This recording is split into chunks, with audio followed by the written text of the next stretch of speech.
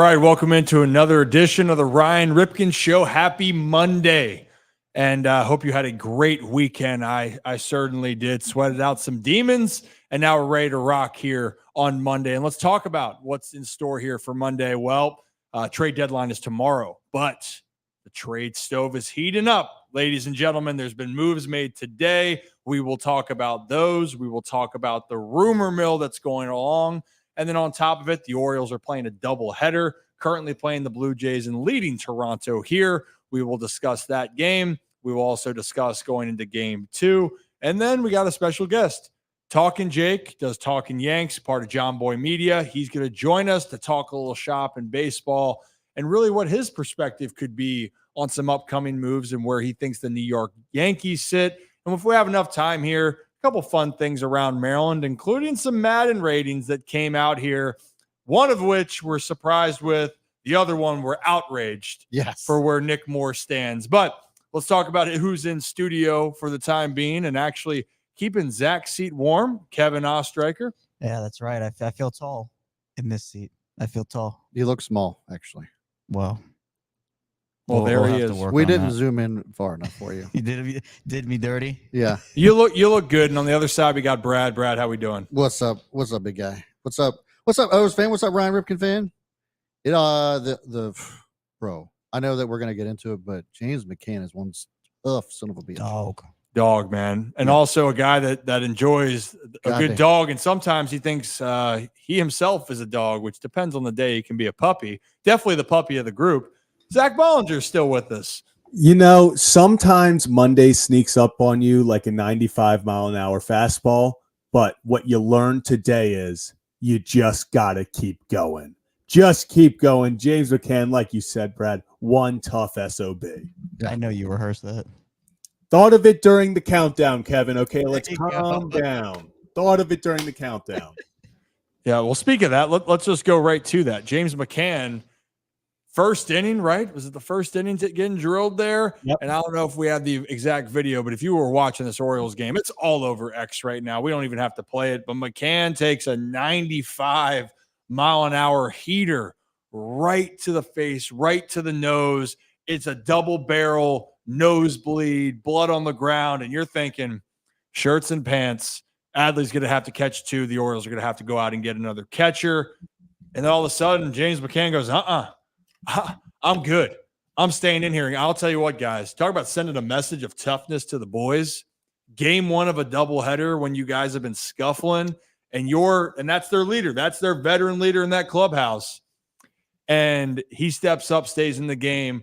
And I feel, guys, that could be maybe a shift, but that sets the tone for you. And the players are talking about it on Twitter. Tyler Wells down there recovering had a great tweet. We can pull that up here in a second. Nick Vespi talking about it.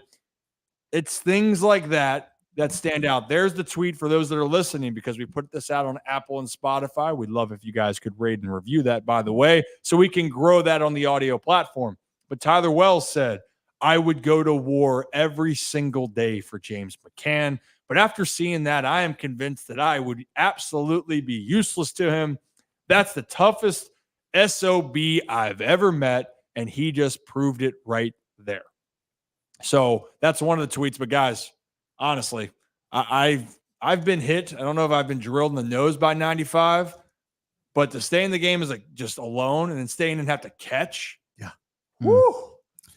Well, I mean, how fast was that ball coming in on the gonads?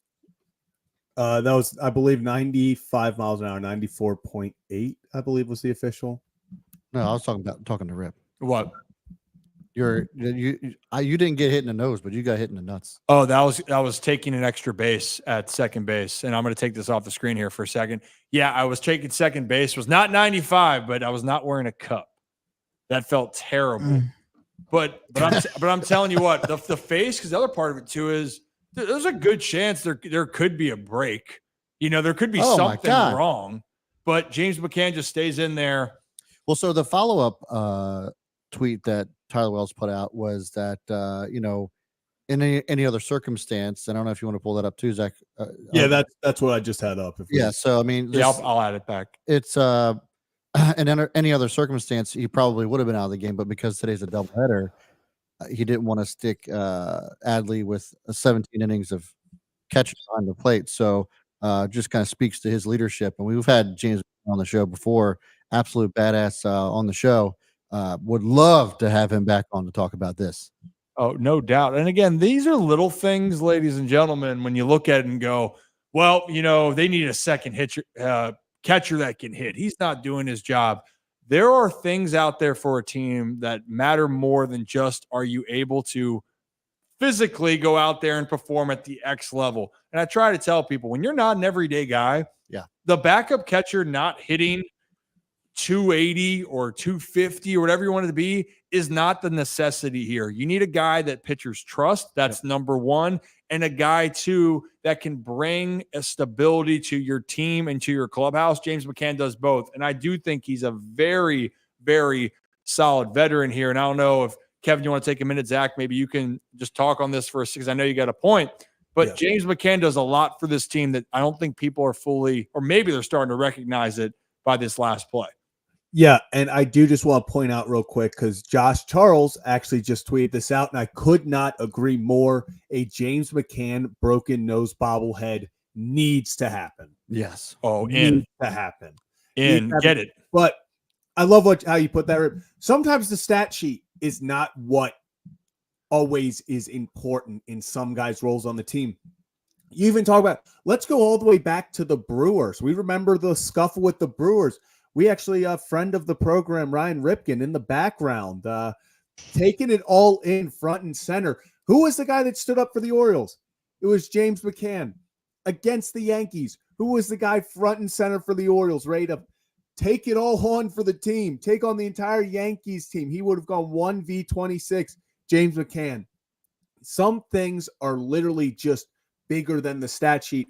The toughness and just willingness to put the team in front of himself and say, yeah, as the Orioles are just doing damage right now, baby.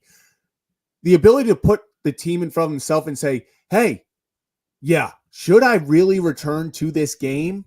Probably not. Probably not. I should probably go get this checked out. I just got hit 95 to the nose. But like you said, Brad, what Tyler Wells tweeted out, he thought, I cannot let Adley Rutschman, who is struggling right now, needs a day off. It would hurt this team if I went out in the first inning and made Adley catch 17 innings. So what did he do? He says, no, I'm going back out there for this team. I mean, and that's also the respect level when the clubhouse, when you're talking about earning a player's respect, earning the team's respect, it's stuff like this. It's saying, I don't care the circumstance. I'm not thinking of myself. I'm thinking about the guys here. What can I do? And in a team right now that needed a jolt, you thought maybe when Heston got hit in the head that was going to be the moment.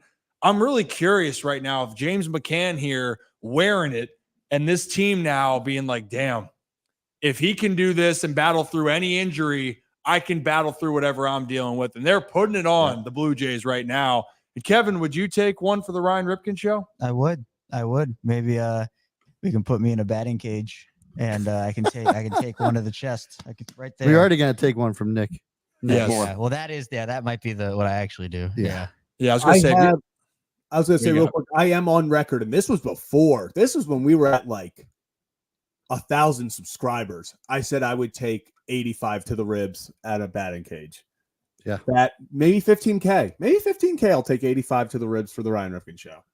Well, Kevin just said he would take it to the chest. So do you know what that would mean? Like 365 more days till hockey season, Kevin? Oh, yeah. Kevin, no. Is that Miracle on Ice? No. Oh, my God. That was a decent guess. Fucking kidding me? Said hockey. Okay, wait, hold up. That's not a horrible guess, I guess. Like it's a terrible guess. You're on the right path, but if you watch any movie growing up, any comedy movie, it's all in the hips. It's all in the hips. Was that golf? Yep. Gilmore. Yeah, there we go. Second, actually, first try. Yeah, okay, Kevin. Goodness gracious. Oh But God. Well, look, it's a again, going back to it to close it out, James McCann, tough son of a gun. And that kind of sets a tone. And for an Orioles lineup, you need veterans like that. And maybe that leads into this question or guys' thought process is a good place to start. The Orioles shipped off Austin Hayes. We understand that. They got Dominguez back, got Pache back. I wonder if people in some cases are realizing, or why I tweeted out yesterday, I don't think people realize the value of guys like Cedric Mullins, like Ryan Mountcastle, like James McCann, where when you're looking around at some of the best teams in baseball, what does Philly have, right? They have a talented pitching staff. Take away the talent. How would you describe Philly's team besides star power? Anybody? Vets and leadership. Vets and leadership. Bingo. Kevin, I'm so proud of you. Yeah, give a clap. Okay, we'll give a clap for Kevin. There we go. Kevin's clapped for himself and everyone else has joined in. See, if you start it and just keep going, other people will follow. Not quite, but we can get behind this. Veterans make an impact. The rumors and reports, this is why I also say, watch it. If this comes back to bite me, I might just jump in the harbor. But the news that Cedric and Mountie are getting moved, they're maybe having conversations, and who knows what could happen. I think it would be a big mistake to trade some of these veteran guys. I think acquiring a veteran, if you're going to do it, could be something that's helpful for the team. And what has Ryan Mountcastle done as a hitter recently? He's a pure hitter. He gets the job done, sacrifice flies, goes with the ball, has the pop. You need that. Cedric Mullins put it on display yesterday. Plays in center field, doing it with his bat. There's a comfort of having guys like that. And even though people are ready to ship off the veterans, and I love the prospects, love them. A lot of the teams that have made runs in the past are teams that have extreme veteran presence on them, and then they are able to keep making moves. So, like, look at last year, Texas. Talented, had some young pieces, but they had a lot of vets. Houston. Well, that's who they picked up. They picked up Verlander and they picked up Scherzer and Montgomery, but then Josh Young was the talented young player. But then you have Corey Seager, Marcus Semien. No, Jonah Heim plays well. Right. Nate Lowe, like they had guys. Houston, it speaks for themselves, right? So that's the point I wanted to make. Does anyone who wants to go with that? Does anyone have a disagreement on my thought process here as we talk about the thoughts of veterans? Of those veterans, of Mountcastle and Seti. The only guy that I could see them moving of those two is Ryan Mountcastle. Yes. I see, especially after you get rid of Austin Hayes, and the reports are out there that the Orioles are looking for a guy to replace Austin Hayes. It doesn't make sense if you're going out there to trade for a right-handed bat to replace your one outfielder to trade another talented outfielder. And hey, we saw it last night, Ryan. People say Seti is struggling at the plate, and I disagree with that. I think he's actually, over the past few months, been one of your more consistent guys if you really look at the numbers. Cedric Mullins is one of maybe 3 center fielders that makes that play against Manny Machado in the 8th inning last night. Like, there are things that will not always pop up on the stat sheet that Cedric Mullins done. That's just an F8, fly out center field. That's how it will go down in the scorebook. But if you watch it, that saved 2, maybe 3 bases. And in the long run, with the situation the Orioles found themselves in the 9th, that could have been a massive, as Gunnar makes another error, that could be a massive difference maker in a game like that.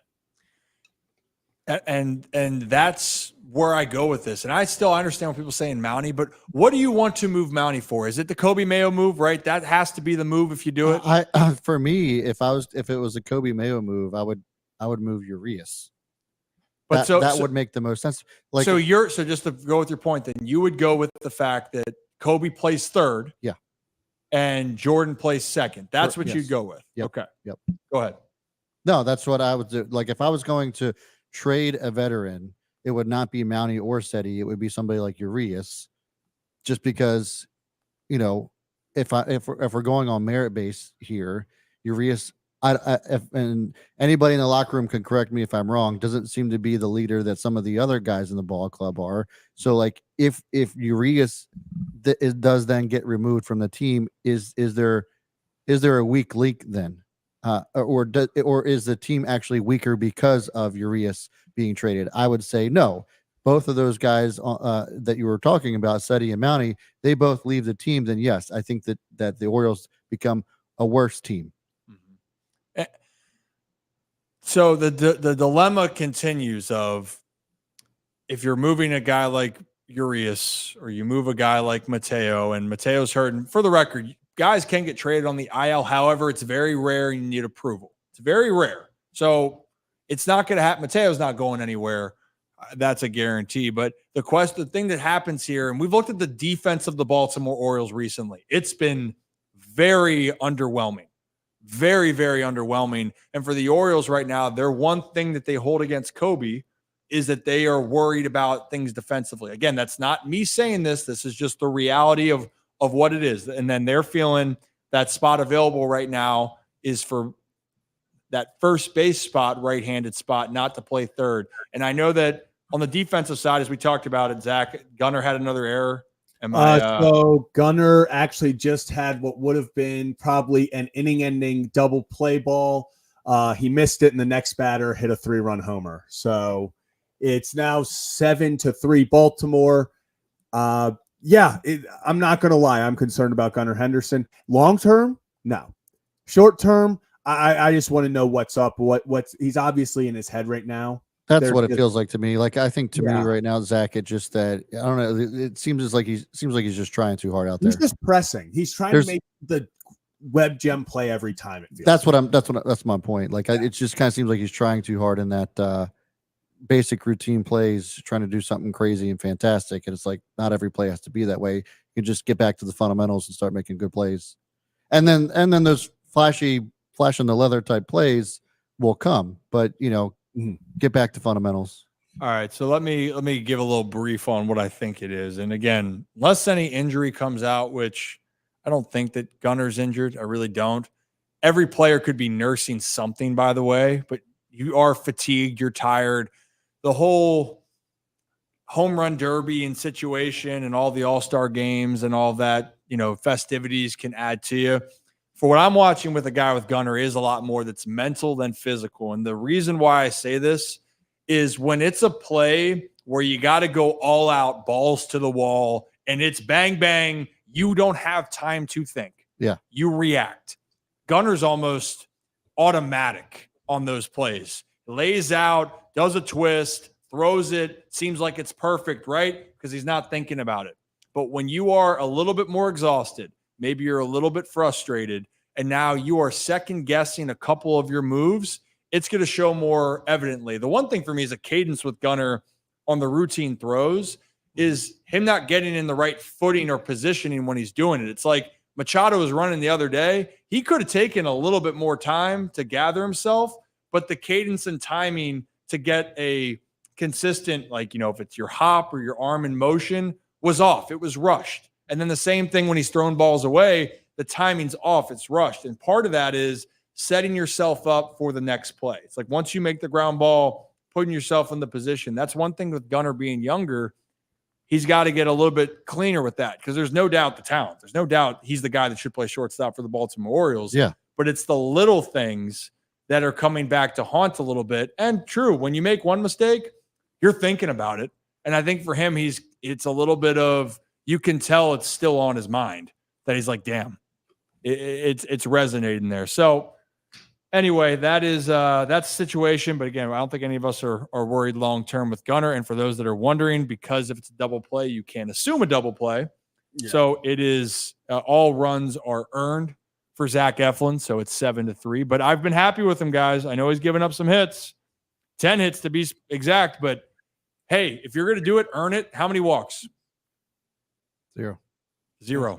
I do want to say it was actually ruled. I don't know how. I don't know if this will be changed. They ruled it a single. The ball that Gunnar misplayed. So there it is. So I hate that for Zach Eflin. That should have been a lot less earned runs, but he's going to eat all three of those earned runs at this moment, which is kind of unfair in his eyes. I think that kind of sucks for his stat sheet, but the most important thing is going out there and getting the win, as Zach Eflin just tied his season high with 7 strikeouts to get out of the end. There you go. Well, that's what's going on right now. And if you're new to the channel, hit that like and subscribe button. We're going to have Talk and Jake join us here in a little bit to talk more about these moves. And we're also getting ready to gear up for Stateside Cup on, what do you got there, Brad? Nope, go ahead. With the Stateside Cup, it's coming up here on Wednesday. Rob Holding, actually, in Crystal Palace, is at the Orioles game right now. We're going to be down there at Navy Stadium on Wednesday, the 31st. I think we're going to be tailgating. We're going to be on the field doing some work. Maybe we'll see Kevin do something that's interesting. You know what I'm going to not do? Hit the crossbar.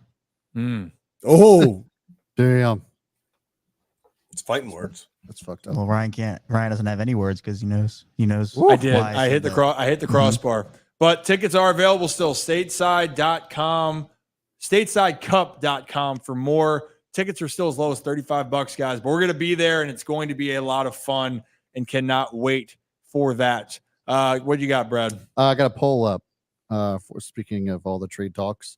Lots of comments and engagement on this one, but it's normally I do some weird polls. This one's not weird. It's just, who would you want the O's to acquire before the deadline? If there was one player that you wanted to add to the roster, and I have Tanner Scott, Blake Snell, Garrett Crochet, Tarek Skubal as the four that I chose. Oh, it's actually pretty split between Snell and Tarek Skubal, and then but Tanner Scott does come in the lead at 40%. I would agree with that if those are my only four choices and I had to pick one guy.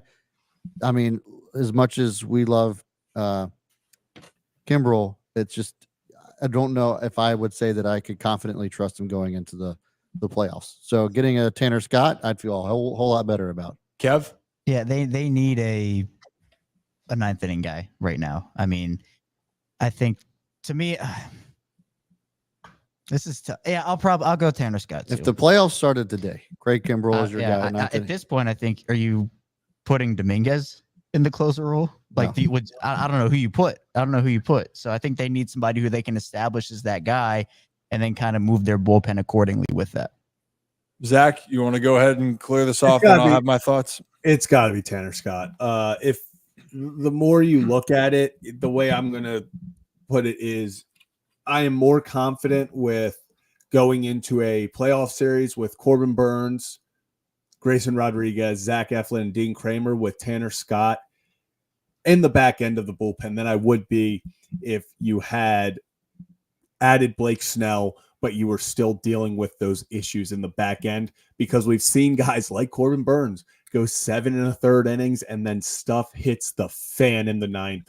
I would feel a lot more confident, even if it means you're not getting that top end starter. Go get a guy like Tanner Scott, who I think can really help just calm down the bullpen, give you some more faith in it. Yeah, you know what I was telling people, that, and I agree, the Skubal, Crochet, they're not getting moved. I don't see it. I do not see it happening. And I told you guys that from the beginning, at least for the Orioles specifically, it did not fit what they were thinking. I don't think this is a Craig Kimbrel problem for me. I think this is an Orioles having options and high leverage situation problem, because the pressure is going to be magnified on Craig.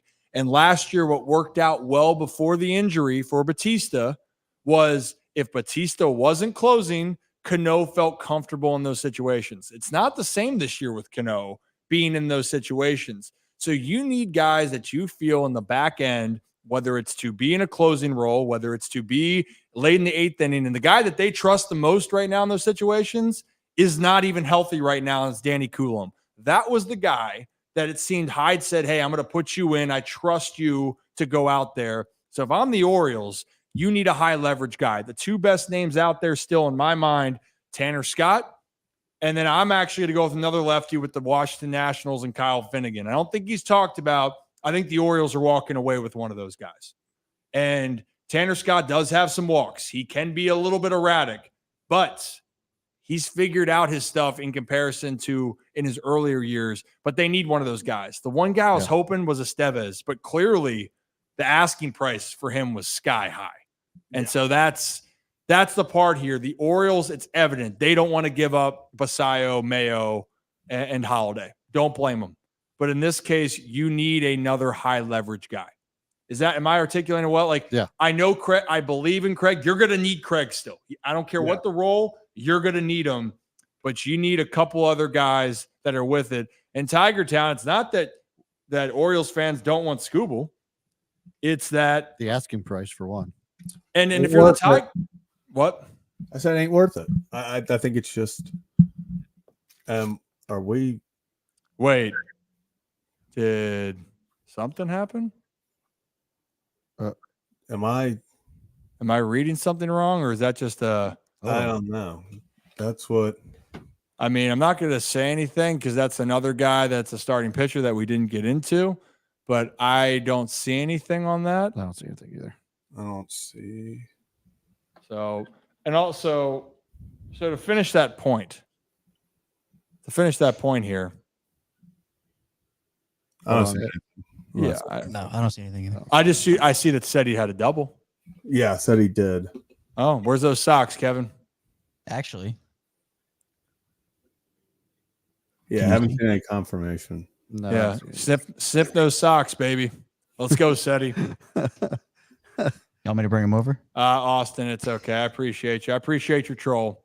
Oh, well, I'm not gonna lie, you got us. I was actually like, shit. This is about. I was like, this episode's about to change real fast. I still don't think that it is. I am so. Another move that was made was Fetty going to the Cardinals, right? I think that was the move in the three-way team deal. Michael Kopech was in that deal. The other one that's left there, it's Oriole fans' favorite, Jack Flaherty. Yeah. Was scratched from his start. I don't think the reunion is going to happen, but you're looking at options in the pitching department, and I think that's kind of things have died down a little bit, fellas. I think that the market for that is died down, and for Blake Snell, it's going to be, if that's a move the Orioles make. What you got, Kev? We just got a James McCann bloop single. Dog. Oh my God! Dog. You gotta be kidding me. Boom, baby. See, the Orioles don't lose when McCann gets drilled in the face. Well, let's not make that a trend. Yeah, Gotta hit in the face every game. Yeah, and so there are some reports we saw earlier. Pigtown had it out there. Brett, just see you talk about the Yankees are probably interested in Jack Flaherty, which makes sense. Yanks are going to make their moves. They made their first. They had Jad Chisholm join, and I think that brings some good dynamics to their lineup. But Brings more diversity to the way the Yankees wear their hats, Oh gosh, you know what? And that's something I would love to ask Jake about here because it's not the Yankee way specifically. So, but if they win, I'll tell you what the Yankees way is supposed to be. It should be every team is to win. Hey, you got to win. I just saw a comment that said that a reminder that Aaron Judge did cry about being hit on the hand. Meanwhile, James McCann's out there with tampons in his face, hitting bloopers and throwing guys down. Hell yeah. Love it. It's good stuff. Well, yeah, it's James McCann, baby. And as we talk about this, the Orioles are trying to take game one of the series here. And the teams, when we're looking across this, let's do some other news and notes then around for the trade deadlines of what has happened. Michael Lorenzen joined the Kansas City Royals, right? So we got that move in hand. Yep. Does not mean that Texas is going to sell the house here. It just means that Kansas City wanted a starter. And then, we had the Randy Rosarina to the Mariners. Justin Turner got traded mid-game. We were talking about it. Then Ben McDonald had the thick accent to say that he's over there in Seattle. What do you got, Zach? That was just my reaction to Randy Rosarina being out of this division, because talk about a guy that if he would have stayed for just like 5-6 more years, would have put up historical Oriole killer numbers. I mean, talk about a guy. We talk about Ryan Mountcastle versus the Blue Jays. Randy Rosarina saw the Orioles bird logo and turned into Babe Ruth every single time. It was just without question. It was one of the wildest things. You mean he turned into Jaron Duran? I just want to point, Zach, this is the first time we've been in studio. I thought us Zachs had to stick together. Well, so. Zach's overplaying in Tijuana, I believe is how they pronounce it over there. Which we do have to road trip to Tijuana to watch him play soon. We do have to do We that. certainly do. And we have a lot more in store. But what we are saying is each team has their player. Randy Rosarina Aaron Judge versus the Orioles, and Ryan Mountcastle versus the Blue Jays, to say a few. But why don't we talk a little bit more about the American League with the American League East? A lot of things hanging in the balance. If you guys are new to the channel, hit that like and subscribe button. But we'll bring on a guest that talks and probably knows the Yankees, that whole feeling and fan base as good as anybody. Has a chance to talk to Aaron Boone, and that frustrates Yankees fans to no end sometimes, but does a tremendous job over there at Jomboy Media, talking Yanks. Let's bring on Talking Jake. And Jake, oh, there he is, and now he's back. Jake, how you doing? What's going on, fellas? How we doing? We're doing well. Happy trade deadline eve, I guess, is nowadays. Right? It's baseball doesn't always win the headlines, but we got, about 72 hours where it's baseball, I guess Olympics this year, but trade deadlines here, and hey, it's got more juice than I kind of thought it was going to have up until this point. Honestly, I think it did as well, and I don't think it's done. I think fair to say, I don't think you hope it's done for the Yankees. I think for Orioles fans, we already certainly know. But maybe where it is right now, I think the biggest name, obviously, you guys, besides that you DFA'd Jomboy Jones, who was one of my teammates, former teammates, by the way. Oh, man. Hey, he's a great guy, Jake. Great guy. Hey, maybe the most beloved Yankees this year. Like the Yankees normally, I don't know. There's obviously the guys on that team. There's a chunk of guys that have over 200 million coming to their bankroll, so they are pretty good with their personalities. Otherwise, guys you don't want to mess with the Yankee brand. Jomboy, for a guy that we thought he was going to be there for a couple weeks, a month. I mean, the fact that he was on the team for half a season and he was never the problem, man. Jomboy did his job. Mm-hmm. Yeah, he certainly did. He embraced his role. He was one of those guys, brought a great infectious energy. But yes, it's business with it. So Jazz is over there, and he brings a whole different type of element to the Yankees from not only style of play, but then I'm seeing some of the old traditionalists with Yankees about how he wears his gear. So 2 questions. How do you think the dynamic for Jazz is going to help the Yankees? And are you for or against his personality joining this kind of a distinguished Yankees look? It's a good way to phrase it, right? And with the Yankees, it feels like we're all dancing around it. Like parts of it feel old, parts of it feel cool, right? Like I don't know, part of the shaving and like no beard thing, honestly, I still like that one. Like, I think there's something to like, we show up to work, we're the Yankees, we shave our face. When you start getting to the hair, and like I go back to Luis Castillo at the trade deadline, like if the Yankees traded for Luis Castillo and made him shave those beautiful locks, that's a little messed up. So that's where we're at. And that's like a hot New York Yankees take. Like most people are still on the other side of the fence that, hey man, if you're Jazz Chisholm, be Jazz Chisholm. Like it's one of those, we talk about it in whether it's baseball or any sport. Like if you're that guy, be that guy, but know that, if you pimp the homer down 8, that you're going to get mocked because you're getting your butt kicked. I had no problem with him showing up. He had the belt going yesterday, like whatever, dude.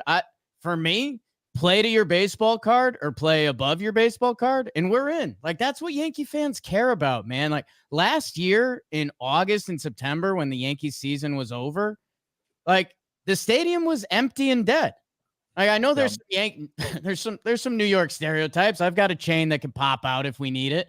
But, like, it's – man, Yankee fans want to win. That's why we're Yankee fans. So, like, it's okay if you want to hate Yankee fans because they've bought players or, Juan Soto's like really one landing spot during the trade time was kind of the Yankees because they needed him. And there was only 4 teams that could potentially sign the $500 million he's going to get.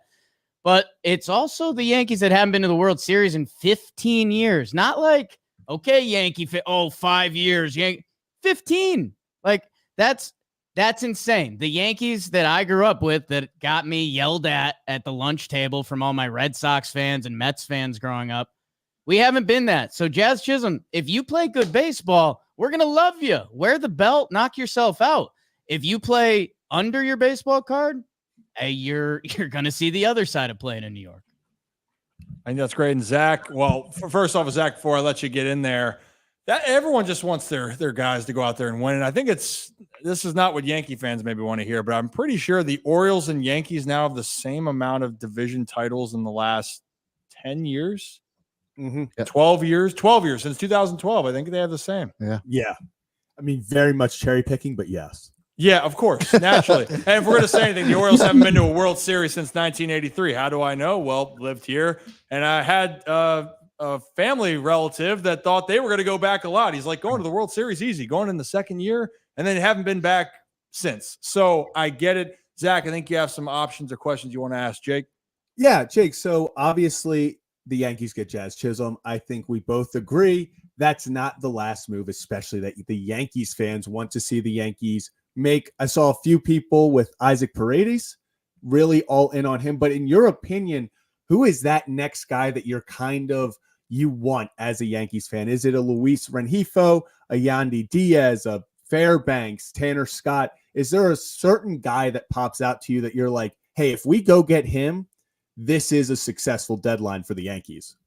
Yeah, the new one that I've popped into is Yandy. Yandy Diaz won the batting title last year. You know, at this point, he's mostly first base, but can play third.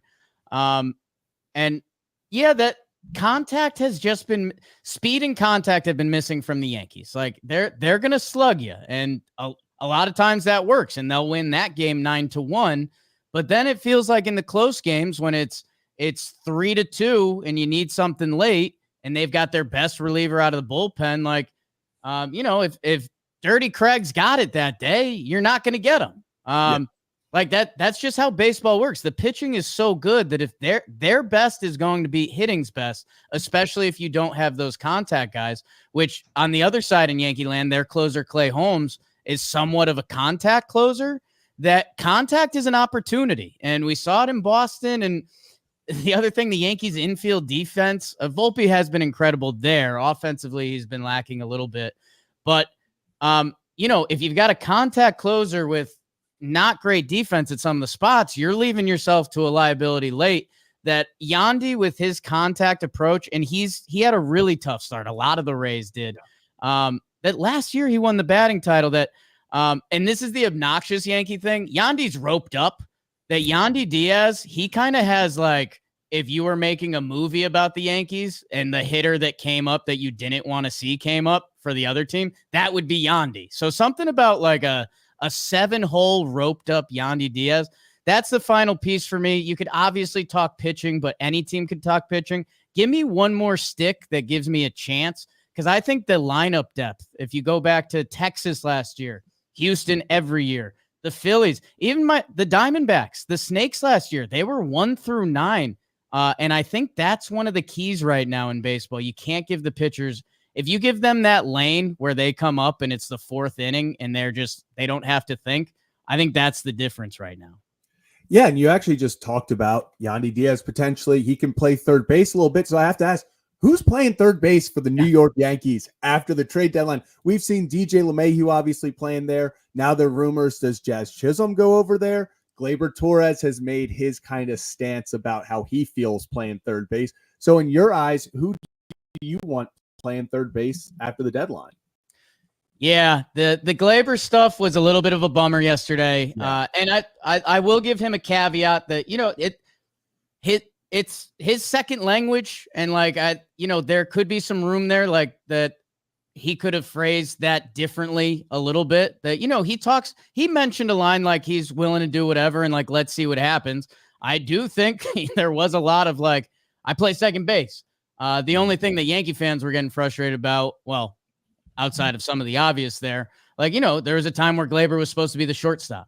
And I guess the other thing where I don't want to point it at Gleyber, who's in a contract year, he's got a lot going on. He's just started really hitting again. I think over the last month, like Gleyber's hitting.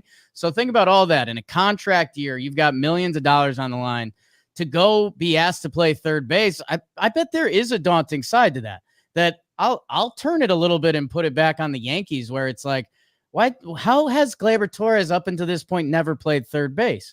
And unless he really truly hates it over there, which maybe, I don't know. I feel like baseball players like playing baseball. Like if you've played shortstop, you could play a little third. I don't know. But it seems like Jazz wants it. That, man, hey, if you want to, I've had a lot of Gladiator quotes stuck in my head recently. I don't know if that's because the new one's coming out. Yeah.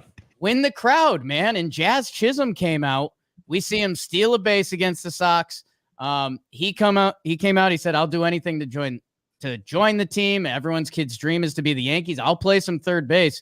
Jazz Chisholm plays some third base, runs into a couple homers, steals some bags. Like, he is going to become absolutely beloved. I guess as of today with this roster, I lean Jazz, but I don't know. You almost need to go out and get like a bench defensive third baseman if that's the case. Yeah, I agree. It's always, that's the questions. It is interesting with a guy that's supposed to be versatile. You would believe that the Yankees floating that idea of, hey, this could be an option. Let's try to do that. But clearly there's been a little bit of friction. Obviously there's been frustration. And for Torres, it's been a roller coaster. And I get that. I feel for him, whether it's not being healthy or when he was traded all the way years back of being that guy that everyone was expecting him to be. He never turned into that player. Not that he doesn't have the talent to, but it hasn't seen the success on the field. And also, I want to make a point here of people talking about the division titles. I know where the Orioles have stood for years. The Orioles just lost 100 million games for years, by the way. But it's context. In New York, it's about winning. In Baltimore now, it's hopefully the Orioles are going to win more games. And it's going to be interesting. But one thing then, Jake and Brad, I think you want to take this, is both teams consistently have had to deal with injury bugs, but injuries to big players trying to bounce back. Specifically, it was Garrett Cole there. And the one thing, Brad, is it fair to say that the question for the Orioles and Yankees is, do they have the depth to push into the postseason? Is that where you're going? Yeah, I mean, so I appreciate you coming on the show, Jake. But this is kind of the question that I've asked a lot of Yankees fans, and so I definitely want to get your take on this too. Is that, with the Orioles, the depth issue, it's obviously with pitching, and it seems like Baltimore is going out and trying to get a couple pitchers before the deadline. We'll see if that happens. But, with position players, they're everywhere for the O's. One of the, if not the richest farm system in baseball. Whereas in New York, it's a little bit of a different story, right? Like, even with some of the trade moves that get made, if there's any sort of injury bug that happens in New York, I mean, are you worried, or is it more of a? I mean, if one of your bigger guys goes down, is it kind of like you're writing a season off, or is there guys down in the farm, in your organization and the Yankees organization that you're like, all right, this is the guy that we can call up and it'll be okay? Well, one, sleep over at Brad's. That setup, dude. Are you kidding me? Come down and play the NBA Jam anytime, bro. Yeah. So first off, Jake, this is a massive studio. I'm just taking it to the camera right here. So whenever you want to come visit Baltimore, it's right actually by the away team hotels. We got the NBA Jam. We're getting the N64 pool table set up. I'm already sold. All right. We'll see you in Baltimore for the postseason. Yeah. Let's continue. Let's hope so. And with the depth, Baltimore, it's insane. Like, I can't believe, because scouting, like, we're honest with the people. Like, I don't get in the weeds scouting. I get the main scouting report. I hear some things like, I heard Connor Norby's got a chance to have real power, and then I see a highlight of him at the other day making a nasty play at second base. I'm like, okay, what's happening here? So no, the riches that you guys have and are still on the way is insane. And I wouldn't be surprised if you guys do have the big move coming, whether that's Crochet or whether that's something along those lines, that it's just so many pieces that they kind of already started with Austin Hayes, who I know isn't considered part of that generation even anymore. But like, I don't know, Austin Hayes, a guy, former All-Star, like, that's a great insurance piece to have. The Yankees, we don't have the insurance pieces, man. That's why I would love one more hitter. Like, Jason Dominguez is supposed to come back, and that should be factored in. But Yankees kind of already are factoring him in. That if we can get him back, then in theory you have an extra outfielder. Stanton comes back with the squad today, but it's the blessing of the curse in the Yankees, and that's part of the reason we've enjoyed Ben Rice, who has calmed down a little bit. Yeah, but like, the Yankees, it's really hard to be a young guy and get opportunities with the Yankees. And like, the only way to prove yourself in the big leagues is get opportunities. Like, our Xavier Edwards hits the cycle the other day. He's literally the original Blake Snell slapdick prospect. Like when the trade came across, and that was just, you know, it was off his tongue, and he probably would have it back. But it's also true. Like that's the thing. Like until you do it at the big leagues level, I think we've gotten better with scouting. That if you're a top 3-5 prospect, our hit rate has gotten a lot better. And I don't know if that's all the measurables and everything that goes into it now. But otherwise, this sport's brutal, man. Like we're talking about Glaber, who's been a MLB All-Star second baseman, and his career's felt underwhelming just a little bit. That the Yankees don't have that, and they also don't provide that opportunity. Because even let's say it's late in the year and the injury bug kicks in, and we're looking for a first base or DH. Are the Yanks going to lean on Ben Rice, the kid who's shown a little bit, or is Anthony Rizzo going to be back, the World Series hero from Chicago? So that's, again, it's a blessing of being a Yankee fan, because could Rizzo turn on 4 in a series and change it? Absolutely. But also, baseball's a young sport. It happens quick. Look at these birds, and the Yankees, it's tough to give a lot of those guys that opportunity. That is the part, opportunity. And actually, that's the part in Baltimore is opportunity, where this constant discussion is, do you give the prospects more run and chase off the veterans? And I'm for that. The Orioles need to keep Cedric and Mountcastle for this year. Santander, it's like death taxes, and Santander is going to hit a ball out of the zone above his head, 450 feet. And I think he did another one here today, or what I was hearing. But it's an interesting part for the Yankees. The one thing is the veterans that you guys do have is interesting, but the young players, there is some talent. I mean, I know I like Dominguez, I like Spencer Jones, probably still a ways away, but where do they fit in, and are they going to get the run? Because at the end of the day, if they're not going to produce, the pressure's on for someone that they're hoping can. So it'll be interesting. You got time for 2 questions to get you out here? One for fun and one. Okay, cool. I'm in, man. Oh, great. This is great. Well, we appreciate it. If you guys are new to the channel, it's the Ryan Ripken Show. We talk a lot of things Maryland here and Orioles. We'll talk Ravens in the fall, and I'll break down. I did break down. I love Ben Rice, by the way. Yeah. I really love, his story, but I also love just his approach. So I hope he picks it back up as a baseball fan. Just no more 3-run homers off of Kimbrel would be great. Hey, that ended up being okay for you fellas. So let's, it's okay. Can we both agree no one enjoyed that game? I don't think anyone had fun during that game. Man, we just showed up for the All-Star game. We had like the whole company together, and we're getting belly laugh. Trevor Plouffe is laughing. Zoe from We Got Ice, big Sox fan, belly laugh. Shelfie's a big Phillies guy. And we did that 3 years ago, or 2021. The years are mixing up. Yankees in Houston, getting it done, about to turn their season around. Chad Green gives up a walk-off home run, and it's just like this sour taste in your mouth for 4 days. So, yeah, I'm glad we brought it up, though. Yeah. It's a great moment. Verdugo, one of the best routes I've seen in the outfield there. But if it makes you feel better, the Orioles were finding their own ways. I mean, look, right now, at least both teams can't play great at the moment. It's been really ugly, but it should be a fun finish. But also, to get to that finish line, there's going to be some more moves. And apparently a guy that I would be okay with bringing him back to the Orioles, but Oriole fans wouldn't want him back. And Kevin, am I talking about the player you want to ask about? You are, Jake. I know there's been a lot of rumblings around Jack Flaherty and the Yankees and that potential pairing happening. Obviously, us here in Baltimore are familiar. And to be fair, last year, Jack Flaherty in Baltimore and this year, Jack Flaherty in Detroit are 2 completely separate players.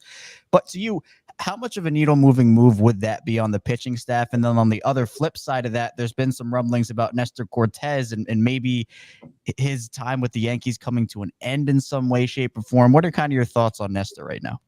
Yeah, Nestor's put Yankee fans in a bind. And I think what it comes back to, though, it is the baseball. And Nestor got off to a pretty good start. He was eating up innings. And there was this like home road thing developing that it was like, okay, this is weird, but I don't know. It's baseball and, a quarter of a season, third of a season, half of a season. He's getting killed on the road this year. And his last home start, he got knocked around. That the stats aren't in a pretty place. That I think Nestor has proved he's an MLB commodity. He's a lefty. His season is fine. But if we're going for World Series, like right now, I don't think he cracks the rotation. And if you're not cracking the rotation, ideally you'd like to have a bullpen guy that would kind of tick up. Like you'd love to have the guy whose fastball sits 96 and then they go to the bullpen and it's 98. And you're like, okay, like this is an asset for us. That's just not Nestor's game, which shouldn't be shots fired. And I still love Nestor. I think it's in there. For seeing the good he's had this year, it can't just be home road. Like, I don't know. I think the baseball gods are doing whatever they do sometimes. That Jack Flaherty and man, the season he's having this year, and it's tough because I have one baseball player who I consider like a true friend, Cole Tucker. He's my guy. We're buddies. We text all the time. He's the man. I couldn't believe it. I wanted to hate him. I'm like, dude, what? You got the hair. You're dating Vanessa. He's the nicest guy. He's the nicest guy. Played So against dumb. him in the minors. Yeah. So dumb. And so of that, Trevor Plouffe is friends with the Jack Flaherty, Giolito, Fried crew, just from the LA Times. So again, probably second or third baseball player that I'm friendly with. Me and Jack aren't, it's not 11:30 and it's like, hey, what are you doing, bud? But here's what I will say. I mean, at one point, 2019, if you were doing a list of like future of baseball, 23-year-old Jack Flaherty, 196 innings, 2.75 ERA. Now, I think he would admit to you, if you look at the baseball card, and I know you guys saw in Baltimore, like he was kind of down on it. He obviously didn't have his best stuff working. Like I said, with the contract, 23-year-old Jack Flaherty assumed when he hit free agency, he was going to get $250 million and playing for Dodgers, Yankees, whoever gave him that contract. Life happens a little bit. That man, he was in the lab this winter, and he went all out, and the results are there. And it's not even one of those, you could do a sniff test sometimes, and you're like, the strikeouts are low, or the FIP's telling me, dude, he has been nasty. And he's got the demeanor that you want in a rental starting pitcher. Like he kind of wants to be the bad guy. And I know it bummed him out how things went down in Baltimore, where he was supporting those guys, but he almost felt like he couldn't contribute. I know he would love that redemption story. And he's biasly, I think he's a guy that wearing those pinstripes and coming out in the Bronx, like he wants that. So yeah, I wonder if there's a little bidding war going on right there. And I almost get scared when the Yankee rumor tweets come out, because I think I'd say 80% of the times those are shots fired to the other team's bidding. Like, oh, well, if you don't throw in that other guy, he could be going there. You know what? I think you're onto something there. I tell people as well, I think that these reports going out there do way more than just say that someone's interested. Just like what everyone's saying that Cedric Mullins is going to the Phillies' interest. The guy that's going is Austin Hayes. Yeah. And apparently they wanted Austin Hayes for a couple of years. The Jack Flaherty thing, and Zach, I know you have a point about Cortez, just to follow it up. Yeah. Flaherty, and I broke him down and I watched, and he eliminated a certain pitch, and his curveball is his best pitch. And he just is throwing it with way more conviction, but people do forget how good he was early in his career. And people thought, because of the perception that the players hated him in Baltimore, and I'm friends with a lot of the guys too, Jake, with the team. Like Dean Kramer was my teammate, Cedric Mullins, Mountie, Hayes, anyone that wasn't on the Orioles last 2 years, that came in. Also, I did ask Dean after at 11:30, I have that relationship when Soto stared him down. You bet your ass I asked Dean about that. Which was great. O's got that one. Good memory for you as well. Yep. But I do think Jack Flaherty would thrive in New York, and I would hate that. I would love it for you guys. I would hate it for Orioles fans, because that's a guy I think is really primed to help someone right now. And now, Zach, go ahead. Yeah, Jake, really quick. Would there be a tweet by a player that's aged so poorly so fast as Nestor's one about being in pinstripe if he's traded at the deadline? Because that would be, especially if he goes before he gets another chance, because it was a rough outing right up after that tweet. And then if that's it, that's a tough way to go out.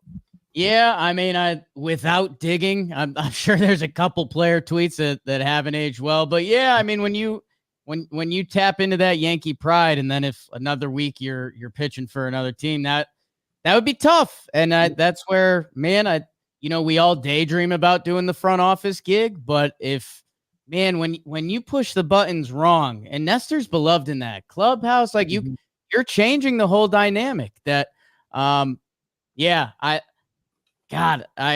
can't wait to see where we are. I mean, 24 hours now, right? 5:30 to 6 p.m. deadline.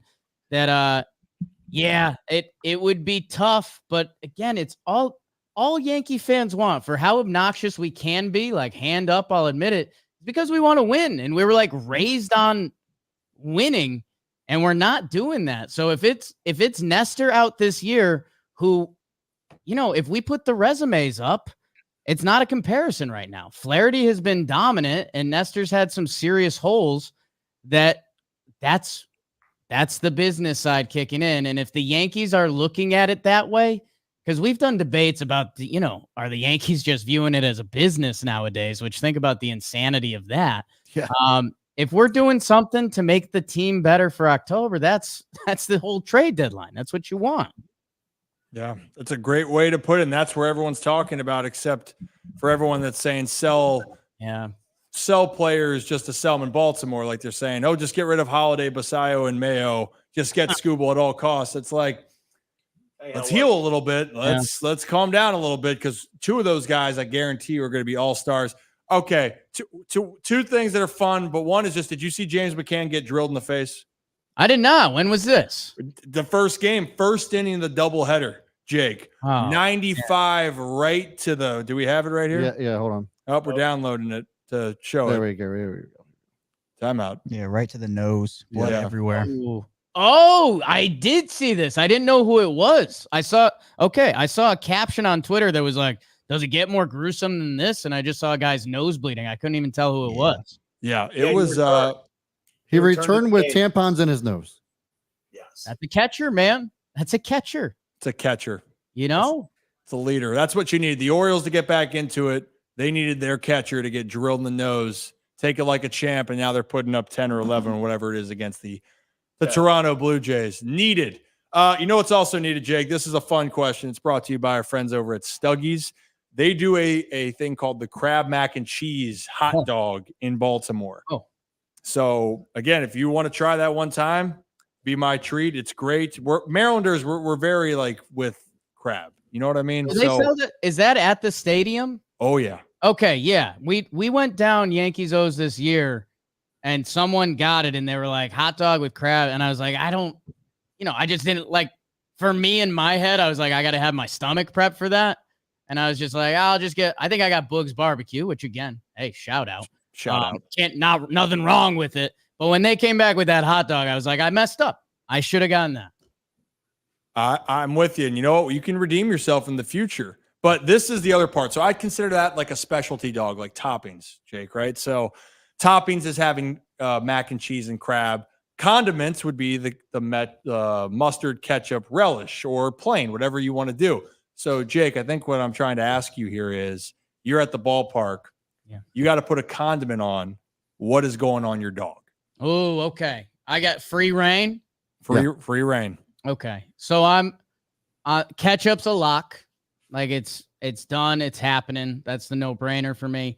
I'm going to put a little bit of mustard on there. I think I'm normally brown mustard. There's something at the stadium, though, with that basic yellow, just out of a yellow tube. I don't know if companies even sell that, but it's just somewhere between glue and mustard. Give me just a little bit of that, just like a layer. And then, again, this is kind of next level. I had a head tilt moment, went to a Chicago Cubs game 2 years ago, and they put the pickle on there, like a sliced. Oh, yeah. Man, that was a game changer. So I think that's currently, if I'm there, that's the ideal hot dog, without getting into the crazy crab dip, mac and cheese, whatever else we could put on there. Yeah, and clearly you didn't think about this at all beforehand. That was very detailed. Did the drool get on the microphone midway through the sentence there? That was my bad. Do you like just a plain dog though? Is a plain hot dog all right? So I'll mess around with the plain dog. Golf's a hobby of mine, so the signature of that being on the course, hot dog, it's probably, maybe not what the doctor would recommend, but it's what the day recommended. Feeds the soul. Oh, come Yes. on, Ryan. Feeds the soul. Don't get mad. He said he likes playing hot this dogs. This is you fucking baiting people again. It's not No, baiting. it It's is. okay. Leading the witness. Yes, leading it's the exactly what it witness. is. You know what? It's Jake, my show. everybody. So Ryan has like this complex, is this insecurity about people giving him shit about a plain hot dog, and so he has to do this every time we have a guest on, and he just led you right into it. Well, we give options because people feel like they have to choose one, right? Yeah, but Well, you you're- told him you're- that in the you're beginning. asking him to You told him choose. that in the beginning. You gave plain as an option. He didn't choose it. That's Okay. that is what it is. You're the weirdo. Are you guys done? Yeah. We The good? insecurity started when Mike Elias made fun of him. And Oh, that was Eric tough. DaCosta as well. Yeah, the GMs of the Baltimore sports teams, Jake, just had very, very critical thoughts. You got the target, man. Well, Mike, I was gonna say I thought Mike and I's friendships was way better than me being, in the organization and now our friendship, but now I'm not quite so sure. So all will be good. But Jake, appreciate it. I mean, everyone I think can find you everywhere. But talking Yanks, talking Jake, Jomboy, you guys are doing something. I feel like every single. You have an event coming out with Boone. I saw coming out soon. Yeah, we were scared for a little bit, and we could be scared in the next 24 hours. But yeah, we're doing a live event with Boone in the city August 5th. That if the Yankees don't get a couple more W's, we're like, do we have to bring in extra security? The one I keep referencing, someone got me really good. You can reply on Instagram with GIFs now. They sent the GIF of it's the old George W. Bush is giving a press conference and a reporter just throws his shoes at him. Yeah. Like that. That's very much in play if the Yankees don't put together at least like a 3-3 week. Well, we're going to find out here very soon. And honestly, it's that series towards the end of September where the Orioles and Yanks are going to face off, where that could be for all the marbles or one of the teams falters. But one of the fan bases is going to be in misery one way or the other. Can't wait. Right now, it's not been tough. It's been tough sledding for both. But Jake, appreciate you taking the time. Thank you. Enjoy the rest of your Monday and hope we get to talk soon. Hey, appreciate you boys. Go Yanks. Go Birds as long as just a little less. Deal. We'll take it. We'll take it. We'll take it. There it is. That's the nicest thing a Yankees fans ever said to us. We're okay. Yeah. You're good. All right, Jake. Appreciate you. Talking Jake, everybody. Hey, thank you. Thanks, Jake. All right. Good kid. Yeah, he was a good kid. Hey, you know what? That's Very fun. objective, very through it. Yeah. Good kid. Great kid. And it's the highest compliment we can have here, right? Yeah. So, and you know what? I saw Zach Lowther in the chat there. Zach, if you're in Tijuana and you want to hop on, just text me, buddy. We can make this work. But if you're new to the channel, hit that like and subscribe button. Do this every Monday and Thursday. This is the Ryan Ripken Show, and Avery Johnson. I just subscribed to the channel last week and appreciate the content. Keep up the good work. So for people that, is that Ollie? There he is. That's my dog. Bring your pup to work day for the boys. But if you're new to the channel, hit that like and subscribe button. We do have the tier members, by the way, Rips Good Kids and the Holy Shirts and Pants. And we're going to be talking, obviously, a lot of baseball, but we are Maryland-based, so we're going to shift towards football as the season for baseball ends, but we got a long way to go there. We are going to have a lot more in store on the, behind the scenes so our members can see. And then on top of it, if you guys, this is the new development with the Ryan Ripken Media. The Ryan Ripken Show is staying put on this channel, but Kevin and Zach Reacts, which does every post-game live on about the Orioles and Ravens, is now on its own channel. And we'll put the link in the chat here for those that haven't subscribed. Go subscribe to that. We just did it because everyone's going, Brad, what the hell? Ryan's not on it. Well, I'm like, this is Kevin and Zach's thing. And so they are doing it. There's the link right there. Kevin, Zach React. Go subscribe. They'll be doing a live post game for every Orioles game. So are you guys going to do after game 2, or is that a little bit too? We'll be there on after it. Yes, I believe we will be. Okay. Let's There do you it. go. So they'll be on after that. Mm-hmm. So they'll be doing that live over on the channel. But everything Ryan Ripken Show that you've seen here is nothing's changing. The guys they're a part of the show. It's just another place where people can get their information and keep it, get it right and get it tight. So That's what I got here. Zach. Oh, he did text me. Are you in Tijuana? He's available. But Zach, is your Wi-Fi good? Yeah, that's the thing. I mean, last time, listen. No, it was only the golf course Wi-Fi that really was. Yeah. Oh, that was special. That was rough. That was incredible. Like, that was a special moment. The walk away from the golf cart and then he wound up all the way back. Like, that was just trying. Okay, I'll put it up. All right. Okay. You think it's okay? Okay, should we try it? I think we try it. I mean, yeah, screw it. If it's that bad though, Zach, we'll just boot you right off. But we get your opinion on some of these guys and maybe what you think, what's going on, and yeah. Bob, if they overtake us in subs, hey, hell yeah. They still got 11,000 to go. But, all's good. Yeah. A little bit to go, A little bit to go. That's actually been a big question on the channel is how quickly until we overtake you. And I said, if 12,000 people are subscribed right now, we can just get it over with. We would accept that. So we would not be appalled to that. Well, and I think also where we get at it here is this is for everyone. This helps everybody. We're all in it together. It's just to clean up the action here. So on the Ryan Ripken show, and we're doing things typically now for the first few weeks. So people know it's going to be live streaming on both the Ryan Ripken show channel and on the Kevin Zach React. And then after some time, it will just be on that channel just so people can get the cadence, and then just rebranding where a lot of things on this channel is solely just going to be Ryan Ripken show-esque. So like when Zach and I went live the other day and I'm able to do it, well, that's a Ryan Ripken show type of thing. Yes. But it's the same gang. It's the same group. It's some good kids all around here.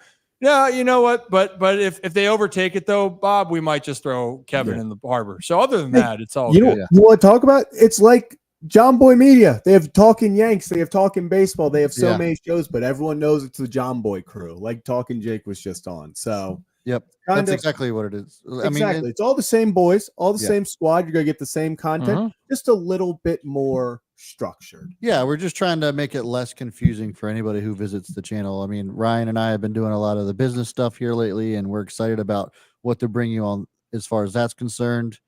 And so in order to make that happen and make it make sense for people who might want to do business with us, we just had to clean it up. That's all. And the thing with Zach and Kevin is just kind of happened organically. We told them that they could run with it if they wanted to, and then all of a sudden it just became a thing. So why not give them their own channel? Oh yeah. That's also now that I can say that something goes wrong on their channel, people can't that's on them. Always blame me, but they still will. But when Kevin's smacking salami all over his face, then don't ever use a salami stick. Well, those moments will live forever on the channel. Just deep throat in a corn dog. Yeah, which by the way, it's been run with so much now.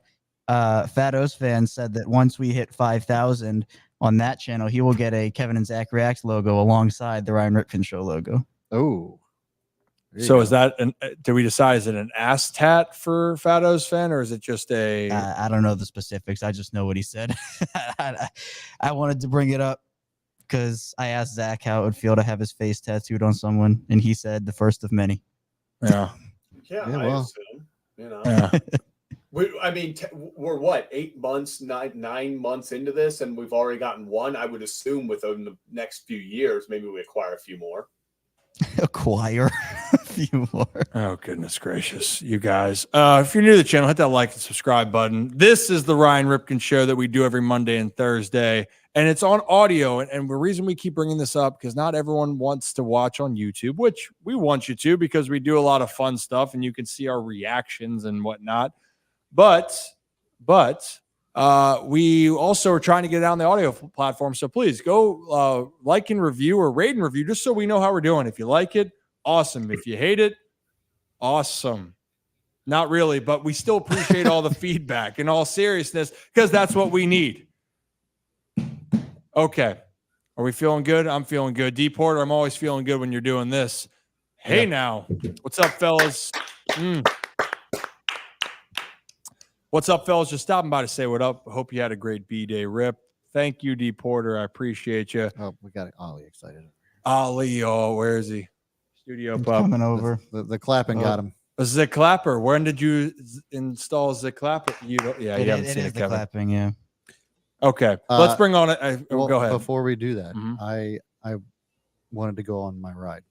Yeah, I was trying to tell you. That's right. This is a great time to bring on our ride as we're going to Tijuana. Yeah. On our Adams Jeep in Aberdeen. Yeah, that's right. There it is. Perfect. There it is. Perfect. No, keep it driving. You drive, me Brad. drive. Yeah, Okay, yeah. okay. I don't know. I was looking at Kevin driving. Oh no. I got distracted. Kevin. Which, by the way, I'm going to see Chuck this week. Heck yeah. I got I got to get a recall taken care of on the truck, and Chuck and the boys are going to take care of me. They always do. Matt and Chuck up there. There are guys. We have some things planned for maybe some tailgating for football season down here. Yes, we do. For the Ravens. So that'll be fun. But our friends at Adams Jeep in Aberdeen, which is behind the beautiful sign that's slightly out of focus because of Kevin. hold on. Hey, boop yourself. You got to There boop. you There go. it is. Hey, There no, we give go. quick boop You got to with the sound effect. Boop. There we go. So behind Kevin is that wonderful sign for Adams Jeep of Maryland. You go up there and you still use the phrase Rocco sucks. I don't like Rocco. Or you're a fan of the Ryan Ripken Show. All three options. You get a $500 gas card up to $1,000 if you buy a used Jeep up there at Adams Jeep and tell Chuck and Matt that we sent you there. So without further ado, let's do this. Let's see. According to my sources, the Wi-Fi is working okay where Zach Lowther is. But to confirm it, the sources, we should just bring them on. Yeah, let's see how it's working. Let's see how it's working. There's Zach Lowther. Zach. What's up? Hey, Oh, maybe it works. yeah, maybe close that blind. It's very sunny there. Sunny Oh. Tijuana. Oh, that's better, kind of. Yeah, sure. Yeah, just move. Bli- Yeah, you good. Is it better? Yeah, that's better. So how are you doing over there? Good. It's quite different, I will say. Originally I was a little skeptical coming down to Mexico to play baseball, but the environment, the teams, it is unbelievable. Honestly, it compares Really? to playing in the big leagues with the energy, the way that they treat us. It's better. It's AAA or better. Okay. Can you talk about that a little bit? Because Mickey Janis said almost the exact same thing. He was like, the atmosphere here is almost second to none. Like, it feels like a high-intensity major league game. Oh, down here, you play to win. You're not here very long if you're not here to win. And the energy from the fans, it's very, very different than baseball in the States. Baseball in the States is more slow, methodical. Like, the energy is kind of low unless there's something big going on in the game. Games down here, it could be the first inning and it could be the loudest point in the game, and nothing's even going on. It's just fans having a good time, hitting their little boppers together, just little kids running around everywhere. It gets so loud. One of the biggest differences is in the big leagues or in affiliate ball even, you get music for the walk up, you get like a chant here and there. Here, the music plays up until you deliver the pitch. And then as soon as the pitch is delivered, strike one, guy gets ball back, it is blaring the entire time. It is awesome. The energy is unreal. That's incredible. And we heard it's even a bigger party here in Tijuana. Yeah, we Yes. did do that. Yeah, they get kind of crazy here. I mean, after probably my first 2 days, we have to walk upstairs to go out to the cars and get a ride home and all that. There are fans at the stadium listening to live music, dancing, drinking, eating, up to 3 hours after the games. It is unreal. I was not prepared for that side of baseball in Mexico. I love that. That's what we need. We told Mickey, he said, hey, we should go to Tijuana for a road trip in the Ryan Ripken Show Winnebago, which we are planning to put into use at some. We don't have one yet, but we're working on one to get. Yeah. We got to get through this football season first, but the plan is see this out for a second, Zach, and I'm going to put myself on the big screen. Envision this, Brad. Tell me if this vision's wrong. We get a Winnebago, or an RV. We're going across the country. Maybe we stop at spring trainings. Maybe we stop at ballparks if it's the regular season. But then we're like, you know what? Major League Baseball, that's not good enough. Where the action really happens is down in Mexico as well, specifically Tijuana. Oh yeah. So am I on the right track there? That's what we're gonna do. Yep. And then we're gonna have grills out. It'll be just like a mobile tailgate at all times. So hold on. I got a question. Zach, is you feeling safe down there? I mean, there's always like that issue with security and safety down there, and maybe not just Tijuana, but just in Mexico in general. You just stick to like the main areas, or how does that work? So with the new import rule, that each team used to be allowed only 7 Americans. Now it is up to 20 because of how affiliate ball cut all the jobs. And so there's a lot more Americans down here, and a lot of guys that have been playing down here that speak English well. They know certain areas well. So if we're in an area that they know and they feel comfortable, like going out to eat or walking around at the ball, we'll go out there. But for the most part, it is hotel, field, hotel. Yeah. Honestly, it hasn't been bad. Tijuana's nice because we're so close to the U.S. border. So there are a lot of English speakers here, and that's made communication very easy. Yeah. Nice. Yeah, I was curious about that just for those reasons. I was wondering if you basically just stuck around to certain areas and it was just ball all day pretty much. Yeah. I mean, for me, there's not much else to do. I came down here to play baseball, so I don't really need to go around sightseeing too much. Yeah. Also, we'll talk a little bit because I got some questions for you here in a second, Zach, about just kind of how things are. And John, appreciate this for you tuning in. Top 3 worst fake Baltimore reporters. Zach Bollinger's number 1. I'm number 1. Baby. Perfect. Go, Zach. Thank you. Well, even Ollie's excited. Let's go. Yeah, let's get Ollie on the screen. Ollie's excited. Yeah, baby. Brad and I didn't make the cut. Yeah, I guess I'm a legit reporter. You are legit. You are legit. I'm not going to say this is the biggest moment of my life, but it's up there. I work day in and day out, hoping to one day become a bigger fake reporter than Ryan Ripken, and to have it all come full circle in this moment, it's big. Zach, I'm glad you were on screen to see this. This was this is the crew for you. Yeah, it's good. John, I wanted to give you your 15 seconds, man. I'm proud. We appreciate it. We inspired by it. Yeah. And to be honest, I don't consider myself a damn reporter. I give context to what happens here. We don't try to break news. We don't try to be first. We just try to be objective and talk about it. Zach, I've bothered Zach Lowther so much on baseball conversations to whether it's with tequila and talking about this, whether it was with cheesecake, whether it was just down there, wherever we are, but we appreciate it. And honestly, it doesn't change a whirlwind. We appreciate that you think of us as the best or worst. It's all the same. It's all the same. Engagement's engagement. Well, you want to be the worst. You would definitely want to be the worst, not the best worst. Yeah. So he's saying you're close. He's saying you're close to being a good reporter. I think. I think maybe you're like top 5. You're number 6. Yep. Yeah, I think, Ryan, we're on the cusp of being like really good reporters. Like out of the fake reporters, we're not good at being fake reporters. Yeah. It's all coming together here. This is what we're doing. It makes sense now. Yeah. Shut up, Kevin. Also, Zach's not doing very good. Few things have happened in the Orioles game. One, Ryan Mountcastle, 3 for 4, just hit another home run. And oh my God, it's against the Blue Jays. Jordan Westburg, 2 has 3 doubles. So, Jesus Christ. So okay, Zach, you mentioned this. Hey, you know what? The O's might be fine. They are. You know what? What do you got to say, Ryan? Huh? You know what? One of my favorite scheduled tweets going on.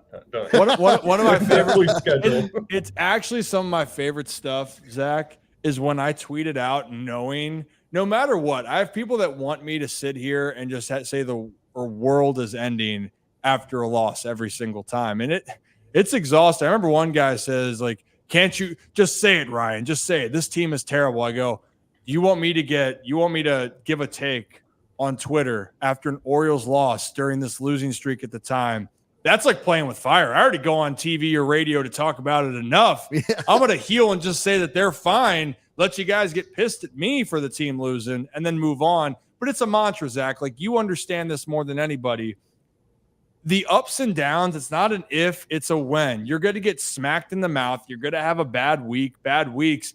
The fact that people are complaining about the Orioles being a sub 500 team over what's their record in the last, Zach, you probably know this, or Brad or Kevin, whatever it is for They're July. 5-5 in their last 10. They haven't had a losing month since April of 2022, or sorry, they didn't have a losing month last year. No. Right? Am I losing my mind? No. So just talk about that, Zach, the ups and downs. And now we're at this point of the season. This is what we call the dog days, where you can clearly see that guys are gassed. Yeah, there's a reason why the All-Star game and All-Star break happens at this time of the year. It's not hard to get out of bed and play, but it's lethargic. Like, it's day in and day out. Yeah, like a lot of these guys, they still love the game. They're not going out there trying to mess up. They're not going out there, I don't feel my best. No, they're going to compete, but at the same time, it's a long season. And to get off to the start that they did and still be in first place in the AL East, which is the hardest division in baseball, you're going to slump. You're going to have injuries. And the fact that they had 3 injuries early, were able to still be in first by the All-Star break. Your young hitters are still adjusting to a long season. This just is baseball. I mean, that's why you don't see the 0-1 Mariners every single year. You have guys like 100 wins in a season is still one of the most impressive things a baseball team can do. You're winning 2/3 of your games. Yeah. Right. Oh yeah. Hey, you just got to get in the dance. The Diamondbacks had 84 wins last year, right? Is that what it was? And then they got hot. Then they got extremely hot and made it all the way. So you're right. It's a punch in the mouth. You're going to have moments. But one thing, Zach, I think you commented on, it's the cliche of, prospects to only get experience is you got to play, right? Which I agree. But in this case right now, all young players are going to have their moments. Kowser's had his moment for the Orioles of having the really great April, then the rough May and June. Now he seems to be picking it up. Jordan Westberg was off to a great start. He's been pretty steady. But if you call up some of these other young players, there is going to be room for trial and error. Do you think that the Orioles would trade away in this case, like veterans like Mountcastle and Seti, in order to make room for prospects and say, hey, we're just going to live with it? I think it really depends on what their end goal is. Is their end goal to win the World Series this year? Most likely.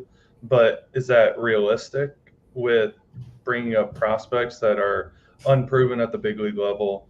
Like I said, you get the experience by being there. But I don't think that's the right move. And the reason they bring in guys like they have the past couple of years, like Jordan Lyles, Kyle Gibson, McCann, like they bring these guys in for a reason because they're experienced. They've been through numerous seasons, some 8+ seasons of professional baseball at the MLB level, and they get what needs to be done at the end of July, at the beginning of August, through September. Like they get that feeling, and yeah, you bring up young, hungry prospects that are like ready to go, but like we saw with Jackson, he had never struggled, and when he did, it was struggling at the big league level, and then goes back down to AAA, doesn't find his footing right away, gets hurt. But you have to be patient with the guys that have been there for multiple years. The Mountcastles, the Mullins, Santander. Like I know he just hit his 30th today. So like keeping those guys around is more valuable than bringing up a prospect who doesn't have any games up there, needs to still get his feet wet. You don't want to be getting your feet wet in August of a first place club. If they were rolling right now, if they were 10-0 in their last 10, super hot, yeah, maybe that's the time. But Right. you can't throw them into the fire and be like, well, we don't really care. That's just going to destroy their confidence more than anything. Yeah, it's a tough place to be. And also, Ryan Mountcastle is hot. He loves the Blue Jays, Zach. And he also, but the dude is just quietly, once again, he's going to push to try to get to 20 home runs, which would then be another year of 20 plus for Ryan Mountcastle, just a guy that knows how to hit. And it is hard. I love the talent, but if you're going to make those moves, I'd rather them earlier in the year instead of putting all the pressure. And I think that that's a part of the situation. Sorry, I was just explaining to people for talking sports. Povich was designated as the 26th, 27th guy for the doubleheader. 27. Yep. Yeah, so there it was. So that's why there's no DFA, no anything. Just he's up there for it. Zach, you see McCann get smoked in the face. Yeah, that was kind of scary. Kind of scary. That's all you're going to say about this? Well, that was kind of scary. The fact that I saw Tyler Wells tweet about it, and he brought up a good point. He's like, I didn't get to play with McCann, but the fact that he's catching the first game in the first inning, he gets smoked in the face with 95, bloodied nose, dripping all over his jersey, and he stays in the game like that.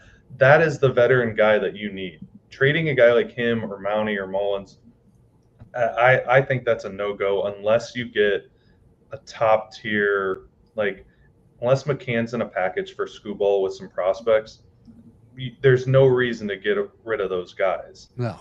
And he's catching the first game, so Adley doesn't have to sit there and catch 18 innings of baseball and in the beginning of or the end of July. He's a team guy. He knows what he's doing, and he knows what he's doing for the long-term health of this team. Because once like August, September rolls around, he'll catch just like he has all year. But I believe Adley's going to be in there more times than not, and that's just because he's the guy. He is the leader of that team. He's the guy that probably has most time with all those pitchers on the staff. So for him to do that shows leadership, and then I think it'll just kind of keep pushing this team farther. Push them. They need to be pushed. Honestly, and people are going to hate this, I think this is the best damn thing for the Baltimore Orioles was to get punched in the mouth for a period of time. I know it might not sound – not that I'm like, hey, guys, I hope you suck. I hope you guys lose games so the fan base can go on there and lose their minds and then blame Zach Bollinger for being the worst fake reporter on social media. Someone's got to do it. Someone's got to do it. But I think do it. the bigger part here is that for all the reasons, like you got to go through it. Even veteran players, even top teams, you got to realize what it's like to struggle during the regular season. The Orioles' regular season was almost so perfect where everything went their way. Everything went their way after a while. This year, not so much. But that makes a team stronger. And right now, the Orioles are 1 out away from winning game 1. Juan. By a lot. And Birch still going. Yeah, he just gave up an RBI double single. Oh, my. Cut him. Season's I'm over. out of here. Back it up. Back it up. Back Season's it up. over. Back it up. Back to your thing, Ryan. It was like you almost need to struggle at some point in the year so you can figure out as a team how to get out of it. Because like they did in the playoffs last year against the Rangers. Yeah, the Rangers were extremely hot. Like you ran into a really good team at the wrong time. But this year, if a situation happens where they go down 2-0 in the playoffs, they're going to be in their memory. They're going to have that situation in the regular season against divisional opponents. So they're going to be like, hey, we know what we need to do. We've been there before. We just need to execute on it now. Damn right. Damn right, Zach. Is there anything that we should know before I let you go? We might get out of here in a minute. I just want to include this because it just popped up on my TV. I'd seen it on Twitter. Yeah, James McCann's left side of his face is swelling right now. So we want to talk about a tough guy who's not exiting the game. This wasn't just, oh, it clipped his nose. He's not, he just shove a few things up there and we'll get past it. No, he cannot feel good right now. Yeah, it's broken. Well, I mean, there's a chance that like you said, Brad, there might be a fracture. Might have to go on the IL for sure.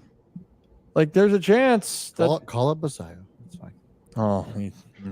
Taylor Teagarden, come on down. You know what? I think it's a great time to trade Adley. Never can have better value than right now. Get two catchers. That's right. Yeah, trade him at his peak. A twofer. Get a twofer. Get a twofer right trade Adley and Gunnar for Jack Flaherty back. Yeah. You know what? You trade Adley for me. Have you seen my catching stance? I have seen your We have seen it. Only if you go out in khakis. I will do it. Hey, can you stand up for a second, Kevin? Are you wearing khakis? If they try to yank me off the field with my khakis, Let's see. You know what? No, get up. Stand up. Do we need that angle, Kevin? Maybe. We always get that angle, Kevin. Birds officially get the win right now while Kevin's changing. Birds get the win.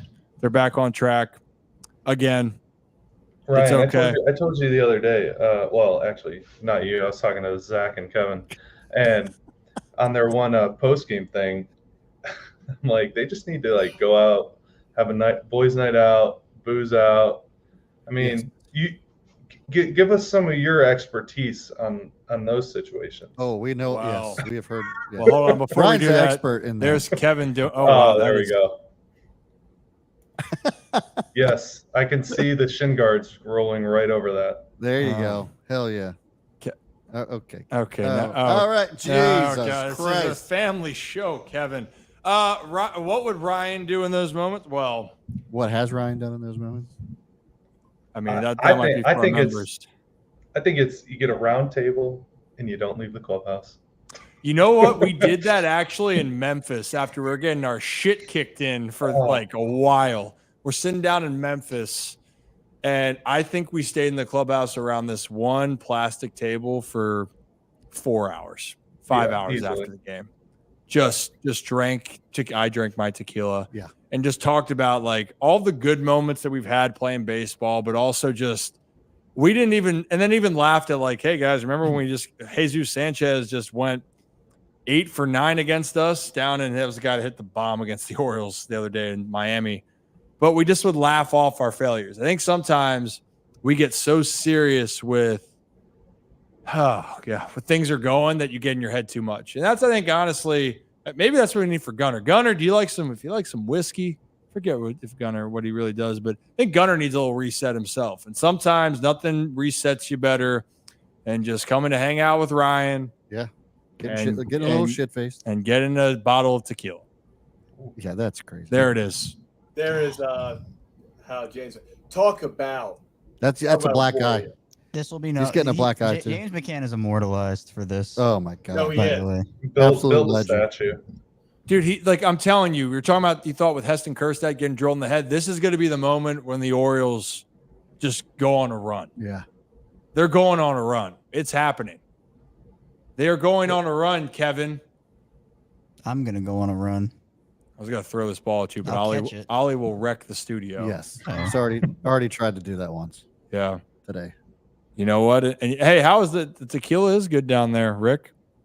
You know, maybe go down. I haven't swung a bat too much, Rick, in a while. I will be completely transparent with you guys. It's been a little bit of time. Yeah. And you know what? We got anything else we want to talk about? Zach, final words, thoughts? I don't know, but as soon as we sign off of this. Yeah, we'll be right back on when the news breaks that the Orioles made a trade. It'll be Guaranteed. interesting to see. Yeah. I don't think they trade for Crochet. No, so No. I don't think Scooble or Crochet get moved. I think Tanner Scott or Kyle Finnegan will be Baltimore Orioles by the end of this deadline. Any more starters, do you think? I don't know which one's fully available now. Like outside of Flaherty, what other arm is available that you know of? Snow.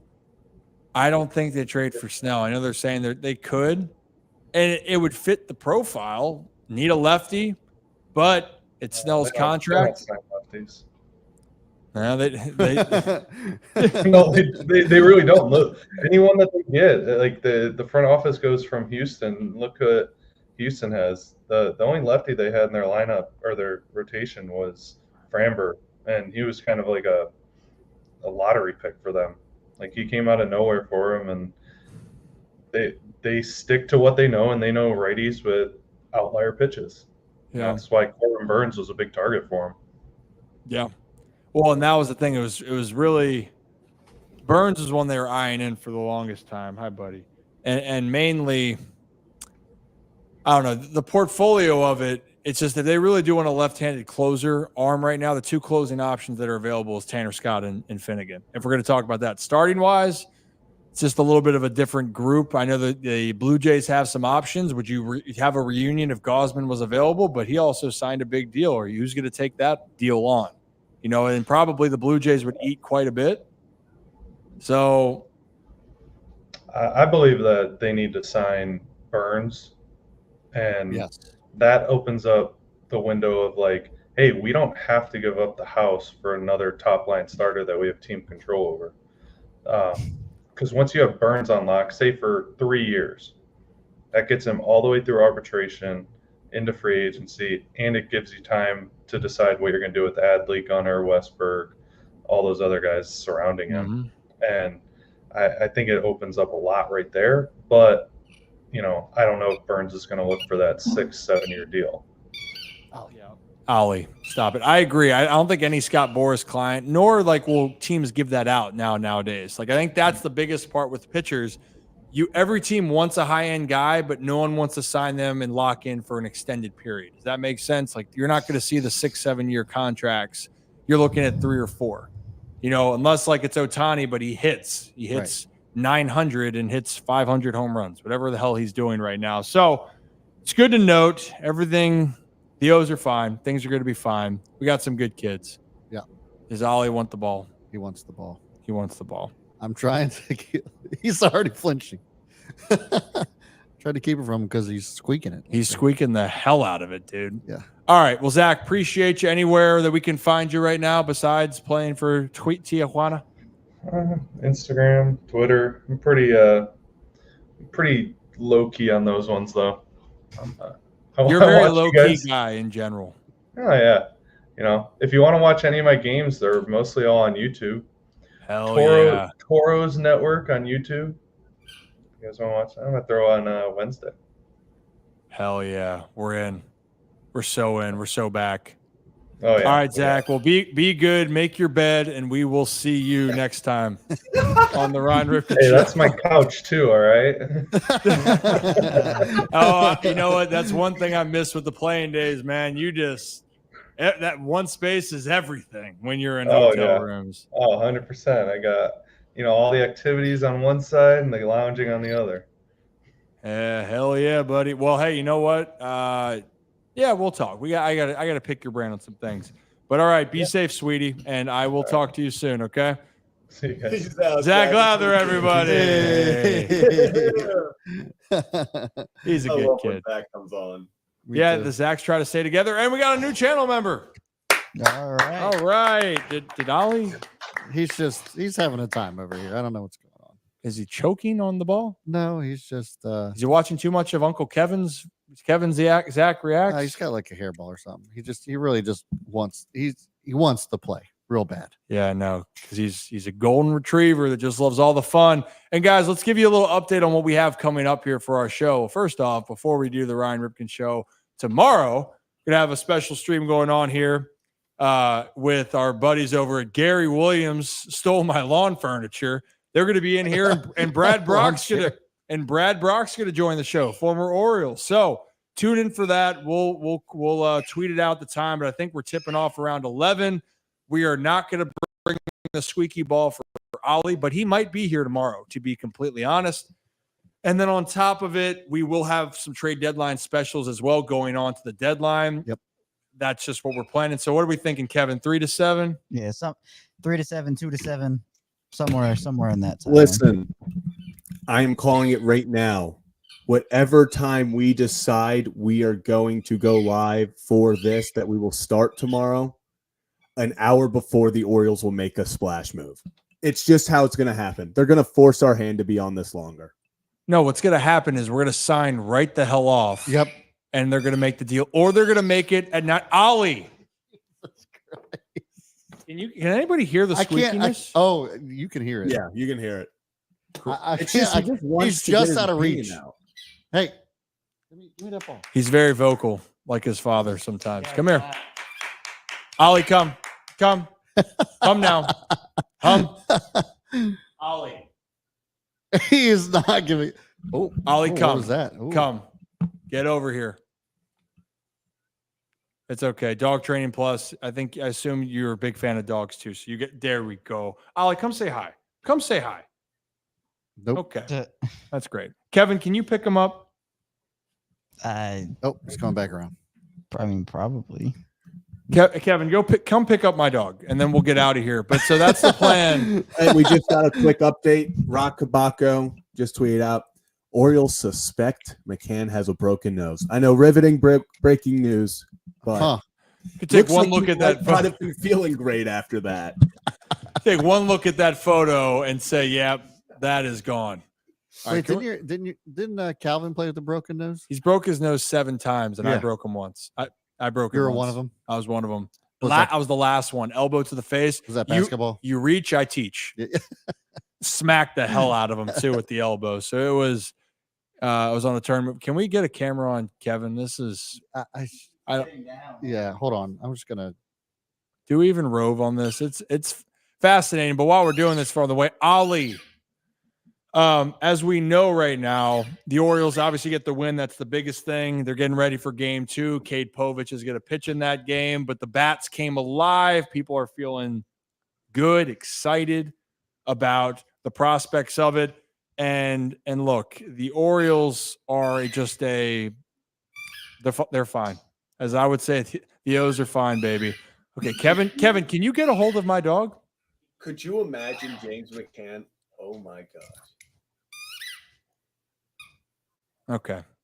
Could you imagine James McCann actually starts game 2 a catcher? Just the absolute shockwave it would send through Camden Yards, him running out there. You know what? It would move mountains. No chance the Orioles would lose. Also, Ollie just tore up his toy. That's all that's on the ground right now. Ollie, there's like cotton there. Oh, there he goes. Oh, there he is. And see how Kevin, my feet are on the ground today. Oh, buddy. There we go, Kevin. You got him. This is the content you're here for. Oh. We got it. Him and Ollie are like the same size. Look at him. Yeah, bud's a good boy. Ollie. He's a beast. Come here, buddy. Oh my goodness, he sounds like a goose. It's interesting. Well, all right. Should we get out of here? We should get out of here. We got people joining though, and I appreciate you guys hit the like and subscribe button. There's no new news on trades. We did have Talking Jake on earlier, and the Yankees are in play for Flaherty. Ollie, I'm going to throw that ball in the harbor. Literally. And then Kevin is going to swan dive in after you.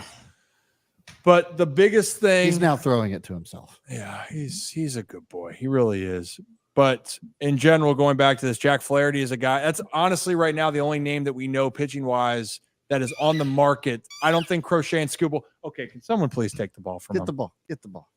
Kevin, I thought that was... Now he lost it. It's fine. The point is he can play with that ball the rest of the night. He lost it. It's fine. Is it underneath the couch? Yes. Oh, he found it. No, get it. Just grab it, Kevin. Grab that ball. He'll let you have it. Yeah, Kevin, just tell him to leave it. Kevin, I thought your job was originally to get the ball. And it was. There we go. No. Yeah, I was going to say that's not a good idea. Goodness. Give me that ball. Toss it here. Okay. Now I got the ball. Now we're good. You can have it now. He's a good kid. Leave it. And there is a lot of chaos, Nick. A lot of chaos. Yeah. But that's my pup. This is called Bring Your Studio to work. Bring your studio to dog day. Yep. There you go. Yep. Ollie's the king. He does it all, baby. He's is that a beast. Vespi? No. Oh. That's a Oh, picture that's of Gunnar that's Henderson. Gunnar, Now yeah. Vespi only does that on Wednesdays. Changes his profile picture. Just kidding. I'm gonna I just saw hair and assumed it. kiss you all over and over and ba-bum, ba-ba-bum, bum. Orioles win though. And the one thing I wanted to remind you, the only pitcher I can think about is if the Angels would move Henderson. And that's just a name that hasn't been linked, hasn't been talked about. Yep. And so I just don't know. I don't know. But this McCann situation for the immediate future is, unless they're saying, hey, we'll let you play with a broken nose, there's a chance he could miss time if there is other fractures that we He's don't got a know black about. eye. What do you got? They say that they do suspect he broke his nose. Yeah. So, Yeah. But I guess if there's like a so I've been- orbital fracture. The worst reporter, worst fake reporter actually reported that. Yeah, Kevin, get your own fake news. I don't have my headphones and I can't hear him. Oh, that was I've been I guess the Ollie Wrangler here. And you know Yeah, what? The biggest unfortunately, breaking news. Yeah, go ahead. Orioles did just announce the lineup. James McCann is not catching. Confirmed. That's the breaking news. You only get it here, folks. Yep. You only get it here. You only get Sometimes the twice. Yeah, you only get the fake news right here. Yeah. Hey, you know what? Justin Turner, he actually got moved during the game, taken out of the game for the Blue Jays, shipped off to the Mariners. So the Mariners now have Randy Arozarena and Justin Turner. And they're saying, I hear you, Marvin. Why not just bring Ichiro out of retirement? Believe me, Ichiro would love to come he's out still of hitting. retirement. He's still, isn't he? He's still playing somewhere, right? No. He helps out. He just he loves baseball. He legit rode off into the sunset. I thought he was playing somewhere. He did. But he's still helping out there. No Gunnar Henderson this game, which I think is good. Yeah, Yeah, I think that's good. Give him a day, or give him the Give rest him of a the half a afternoon. day. Wait. If Gunner's not playing, does that mean? Are the Orioles trading him for Kevin Pillar? What? Yeah. Wow. I didn't think it ever happened. Yeah. And you know what? This was a point, Nick, I actually talked about on the live trade talk the other day. This is what I love the most about Zach Eflin, is that when you go and look at his outing here, and if I can pull my computer stats back up to confirm what I had seen, he went 6. Yeah, he gave up 10 hits, 0 walks, guys. And if you're gonna get beat, I'd rather them earn it, getting hits, than earning it by via the walk. Because when you that is something with the Orioles. If you're not Corbin Burns, no one else seems to have figured out how to fully get out of those jams. And that's not a Orioles pitching problem. That's just in general pitchers overall. You walk guys, give them free bases. It just takes one mistake pitch for it to kind of all unravel. And Zach Eflin did a great job today. Loved what he brings, and I think he's going to love pitching in Baltimore, especially with that big wall and left. Yep. So Westy's at shortstop right now. That's electric. I can tell you what, I've seen Westy. I'll get up for a second. Here we go. Is this good? Is this good, Dow? So Westy, actually, because I'm excited, he's great. I loved his glove overall at short. That's what he played in college. That's what he was known for. But he's not the flashiness, but he can make all the plays. It's not going to be sexy, but he's going to make all the plays. You know what I mean, Zach? That's what they need. Yeah. Yeah. How's this for? Good? Great. Fantastic. Kevin, what do you think? It's good. I'm reading Eflin's quote on McCann. right now. And what is the quote? He said, "What a leader James McCann is. I don't think I've ever seen anything like that in a baseball field. I just became his probably #1 fan. To be able to go through that and stay in the game, it's inspiring." Zach Eflin's fully bought in. Yeah. And James McCann is just the backbone. He's just a legend. He's now cemented himself as a legend. He is. Oh, he has. Also, Brad, your camera's out, which I don't know if it. Okay. Yeah. Well, but you look good. Hey, look at that. Can't see it, but Brad does look good. Clean. Yeah. Shaved. But you know what it is? It's no change. Shaved. Oh, can someone pull this up? I guess I can maybe do it. Kevin, what do you need, buddy? Use your What? big boy words. Yeah. Use your Give us big boy words now. What do you want? Context, please. I put it in show notes. What do you want? Can someone pull What up do you this want? picture? Okay, Zach's on. I don't know what I want. It's not that simple, Kevin. Oh my It should god. be. Doesn't even Wait, know but that. everybody needs to see this picture. Yes. Okay. Yes, Can Can you pull it up? Yes, I'm pulling it up right now. This is wow. This is a post-game interview picture of James McCann. Oh, it's definitely gonna be terrible. Little graphic warning. I mean, it's just his face bruised, but just in case, graphic warning. Pull it up. All right, I got it. Oh, There we go. Yeah, that's a black eye. Yeah, it'll be black eye tomorrow. That's tough. That's not just Hell yeah, dude. Hell yeah. Like, how does that not fire you up as a former player? Again, like the players are coming to defense, fans. How does that not fire you up? Right. This guy literally has to catch behind the dish with a broken nose, can probably barely see out of that other eye. This motherfucker got a hit. Yeah. He probably can't even see out of that left eye too well. And he's out there saying, no, I got you guys. Oh, you're hurt? You're playing hurt? Well, guess what? Watch this. He got a knock with that face. That's amazing. So if I'm not mistaken, that RBI that he had was on him getting drilled in the face. His bases loaded. Yes. Yes. Yeah, honestly, God. someone get this man a steak. It would be electric if he came in with an eye patch and wearing like a pirate hat the next day. But or he just rocks it and he brings the manager card up there against the Blue Jays tomorrow. That's incredible. Show the face. It's incredible. And like, this is what I'm talking about. You're talking about bringing a team together. I know I've said this over and over again. You guys, you can't underestimate this part of the game. No. And this is parts when you're looking at guys in the locker room. Ryan Mountcastle, beloved in that locker room. Cedric Mullins, beloved in that locker room. And I'm not saying that and saying, obviously, James McCann, you're hearing his teammates come out and say this. But Noah pointed out he opened up his stance a lot as the game went on. He believes it's because he could not see out of that eye. Actually, can I see if I can find his stance and I can try to pull that up and break it down? Because that's probably exactly right. And you know what, Jeremy, just talking about this, by the way, thank you for your service, Jeremy. Thank you. I'm a retired Army Ranger. I'm telling you, dude is tough. Yeah. Yeah. Plain and simple. You need this on a team. When you look at teams that made runs, every team has a guy that is like their glue or it. Yeah. James McCann is that guy for the Baltimore Orioles. Shit, he was that guy last year. Mm-hmm. Well, and Kyle Gibson filled that role too, but a lot of people talked about him that same way. I was going to say, when we talked to Elias about this, I mean, he said that McCann was the guy. And there's multiple players that we've had on the show too that just continues to talk about McCann. And, he just proved today why they love him so much in that clubhouse. Absolutely. So again, when people are saying, what could you go out and get, or why aren't you moving on from players? There are certain metrics and values that you have with a team that you cannot quantify with just stats. Yeah. That's just the reality of it. You can't.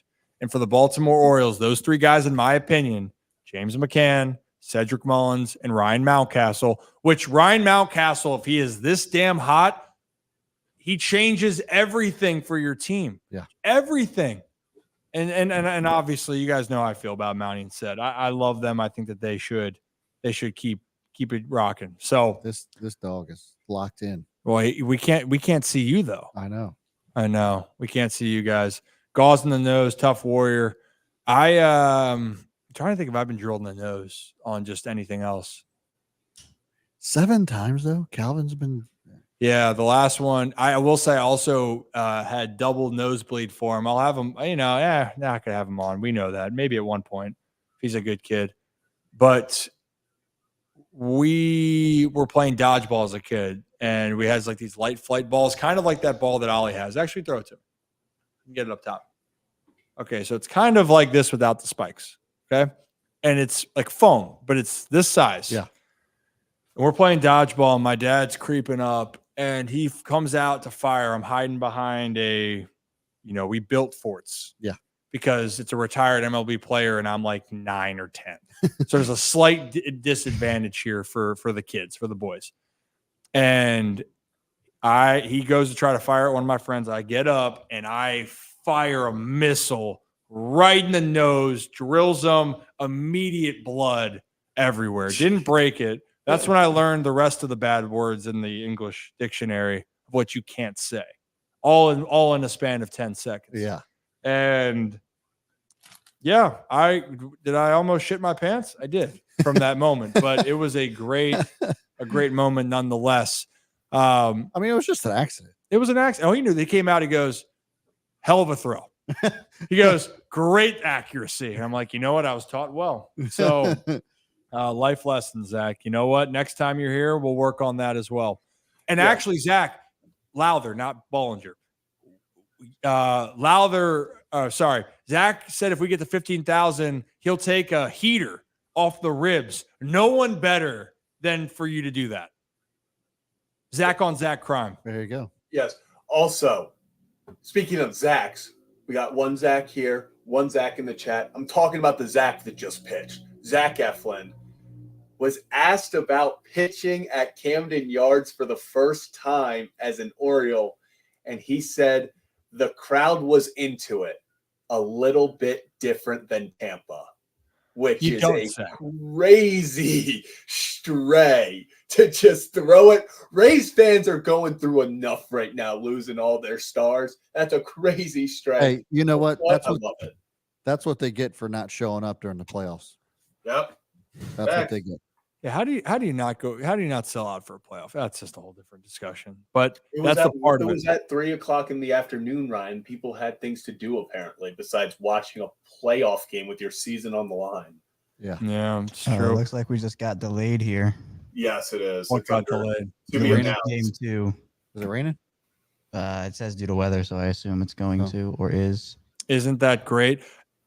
You hear that, Ed? Bears. Now you're putting the whole station in jeopardy. Zero chance you know that, Kevin.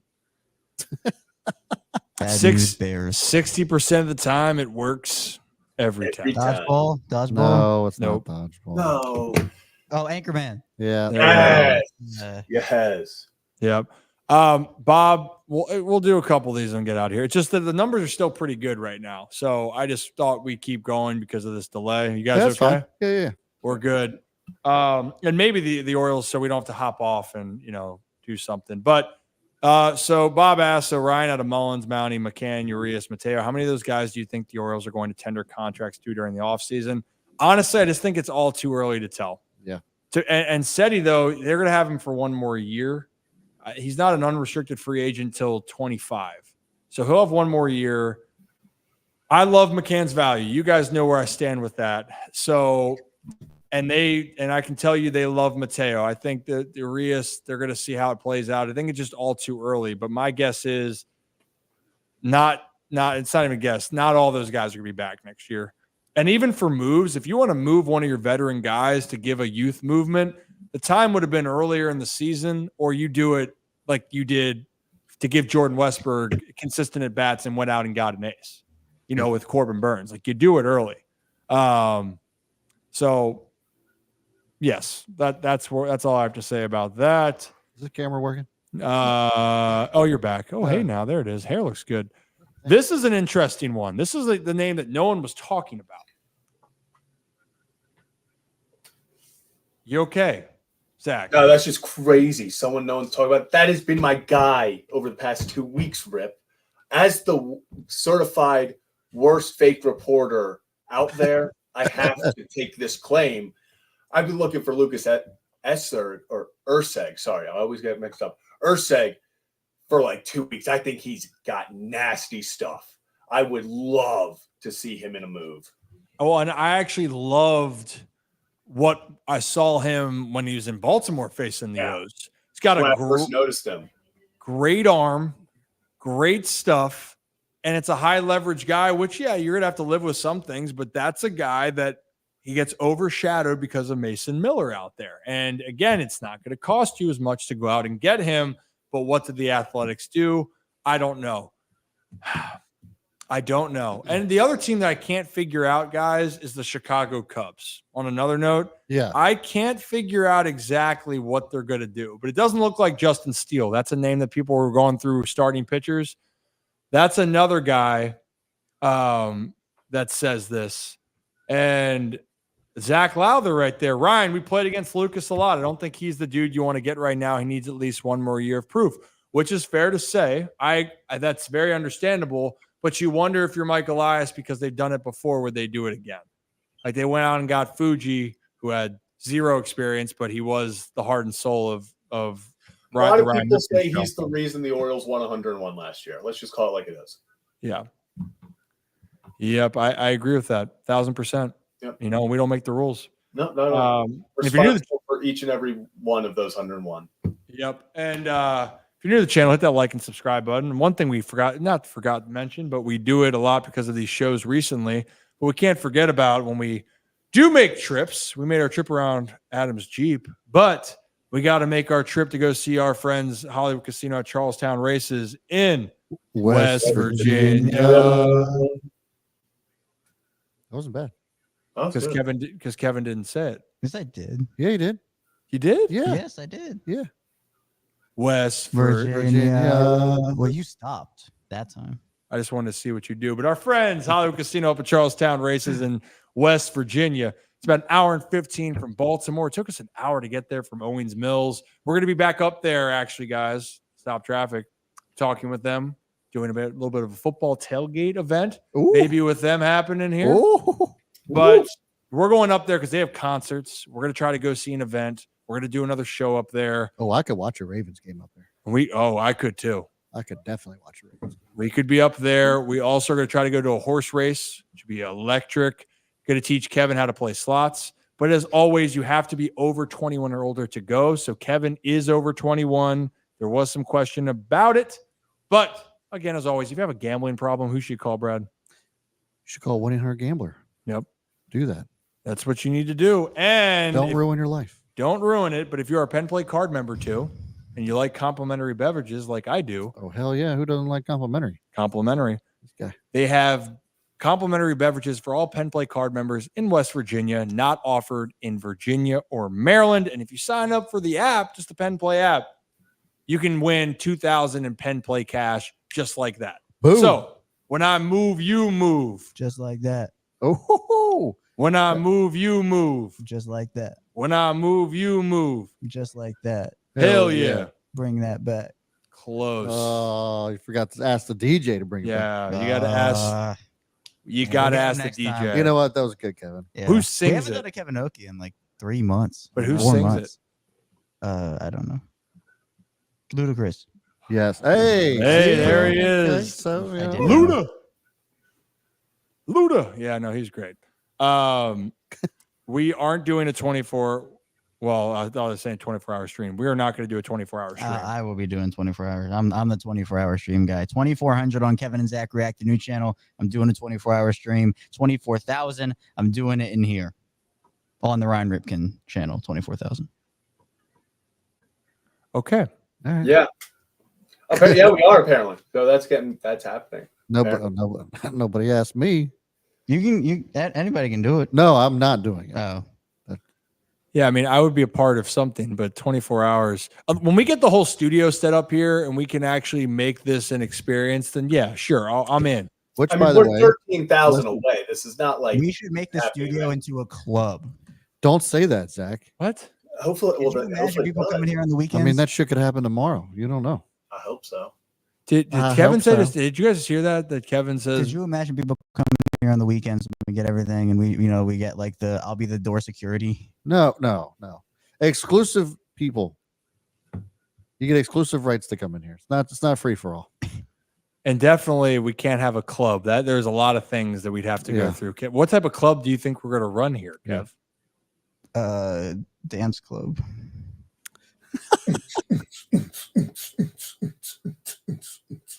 Wrong channel. It's the wrong channel. Hey, we actually do have plans to get the studio up and running. We had a goal date. Yeah. If I'm not mistaken. Yep. We're trying to be functional September when football kicks off. Yes. Having multiple studio setups here, and it's functional studio where we can bring you guys more and more content. Bars coming in. Dad's pool tables coming in. Yeah. The family pool table that we've had for like 20 years, 30 years, but it's not been used. Yeah, we're gonna use it in here. We're gonna use the shit out of that. We're going to use it. It's a great piece. And then we're going to have a space for Kevin to club. Yeah. That's happened now. See, we have some people that would Kevin's be corner. Kevin's club and corner. There you go. We do have a special room for Yeah, that. because Kevin's corner's been retired. Can you imagine if we put a club and it's just a little room for Kevin? Can we We're just like a please? disco ball and Yeah. shit. We'll just be I playing can ABBA the whole we time? can put out weekly jams. No, we're just playing ABBA 24/7. I'd actually be in on that. I do enjoy some ABBA. Maybe not. I can't be there to You listen to it. you enjoy. I watched you dancing to ABBA, It shaking was- your ass right there. Well, that was to When- share, believe. Kevin- Different. You were vibing. Oh, I mean, gimme was. I mean, yeah. That's what I'm saying. Kevin was into it. Mhm. Zach was on the floor. That is true. Zach was on the floor. We got some people. Mitchell will bartend. There you go. People are. So Marcus, there actually used to be a shuffleboard in this studio. I got rid of it because it was 16 feet long. Really? Yeah, it was like a legitimate size shuffleboard, and it was 16 feet long. Oh, that's electric though. Yeah, but like it was so. Yeah, like, it's where are you gonna- huge, Yeah. it's huge. You know, and we're also going to do giveaways for doing certain events when we get this all situated as Rocker's well. very excited about the giveaways. The giveaways are going to be so fun. We're going to have Yep. you're going to have to put your faith in one of us for some of these contests we're going to do. Biggest mistake letting Ollie have that ball again. We got a new partner coming that we're going to be doing giveaways with. Yep. So that will be a ton of fun. And again, all of the stuff that you guys have helped with being channel members for us has gone right back into the studio. Like the lights we showed to our Holy Shirts and Pants and Rip's Good Kids the other day went right back into the studio. Oh, The lighting that we had. DDR.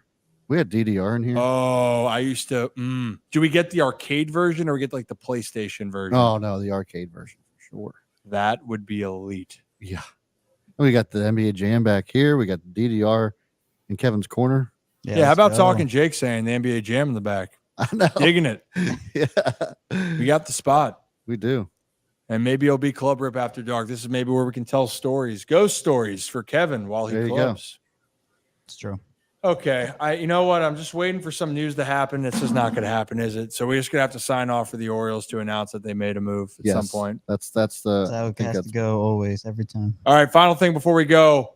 Do the Orioles make a move tonight, Kevin? Yes or no? No. I agree. I'm saying no. We're going to see it tomorrow. Zach. No, it's going to happen technically in the morning. I'm putting at like 12:30 tonight. Let's get a little crazy. We're going to see a Randy Arozarena type 1 a.m. passing bomb. That's what's going to happen. I'm just going to shoot my shot. We're going to get a 1 a.m. Mike Elias cooking post. Yeah, we got like a, in the phrase for the young kids out there, it was like send a text like you up. Yeah. That's what I was. It's like that's what I got from Jeff Passan when that thing dropped there. Yeah. It's like you up. Well, Randy Rosarena is going to the Mariners. That is how it feels when Passan drops those at like 1 a.m. It's like you check your phone, you're like, oh, Jeff Passan tweeted. And then you're like, wait a second. You're like, why is Randy? Like I double took when I first saw it. I remember laying in bed, half asleep, and I was like, oh, Randy Arozarena to the Mariners. Randy Arozarena to the Mariners. And it's like it catches you off guard. How does that catch you? Catches you off guard. Right. Got it. Thank you. Listen, I put Passan's notifications on for X. Yep. And so like every time I get that noti, I'm just what's going on? Right now, I have an issue. Right now, I have Passan, Nightingale, I have Old Kenny. I got a lot. I have a lot going on right now. So my phone is just, I get way too many X notifications, and every single one of them I assume is the Baltimore Orioles making a trade. Yeah, same. It's bad for my mental health. Yeah. Well, you're going to be okay because you're a good Like kid. Dick teasing yourself. Okay.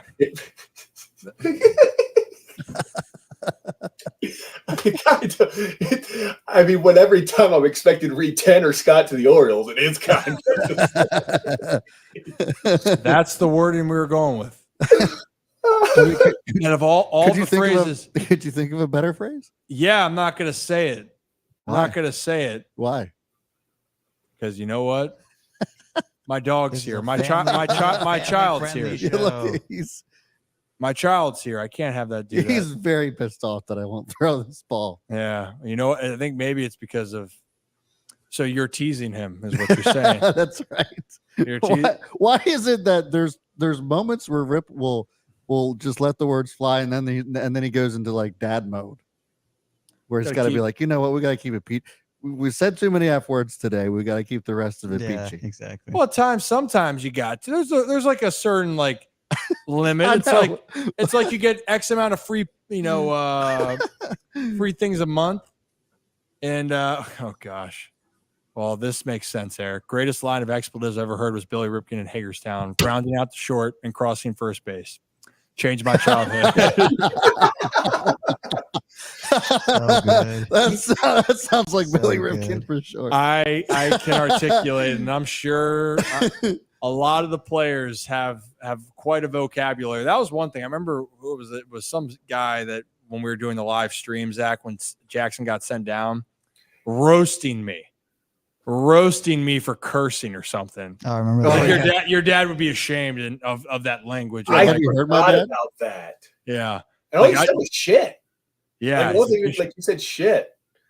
You're like, nobody gives a shit what Jackson is like, his struggles right now. They just care about people who are like, I can't believe you just said shit on a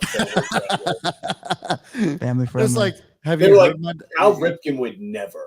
Yeah, right. That's what he says. Your dad, you're disgraced to your dad. He would never do that. I'm like, I hate to break it to you.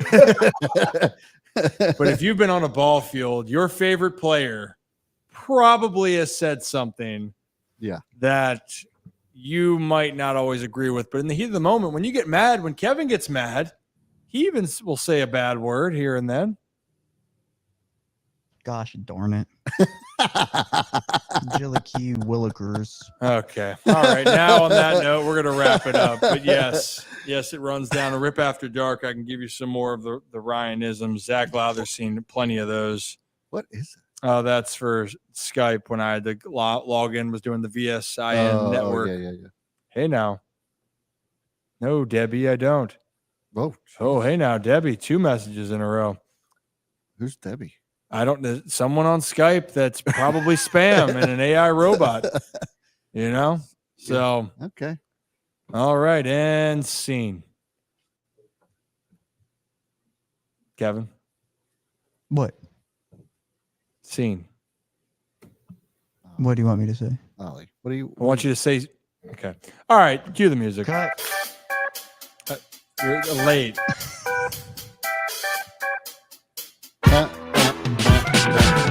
As always, here at the Ryan Ripken Show, we appreciate it. Caught that thing.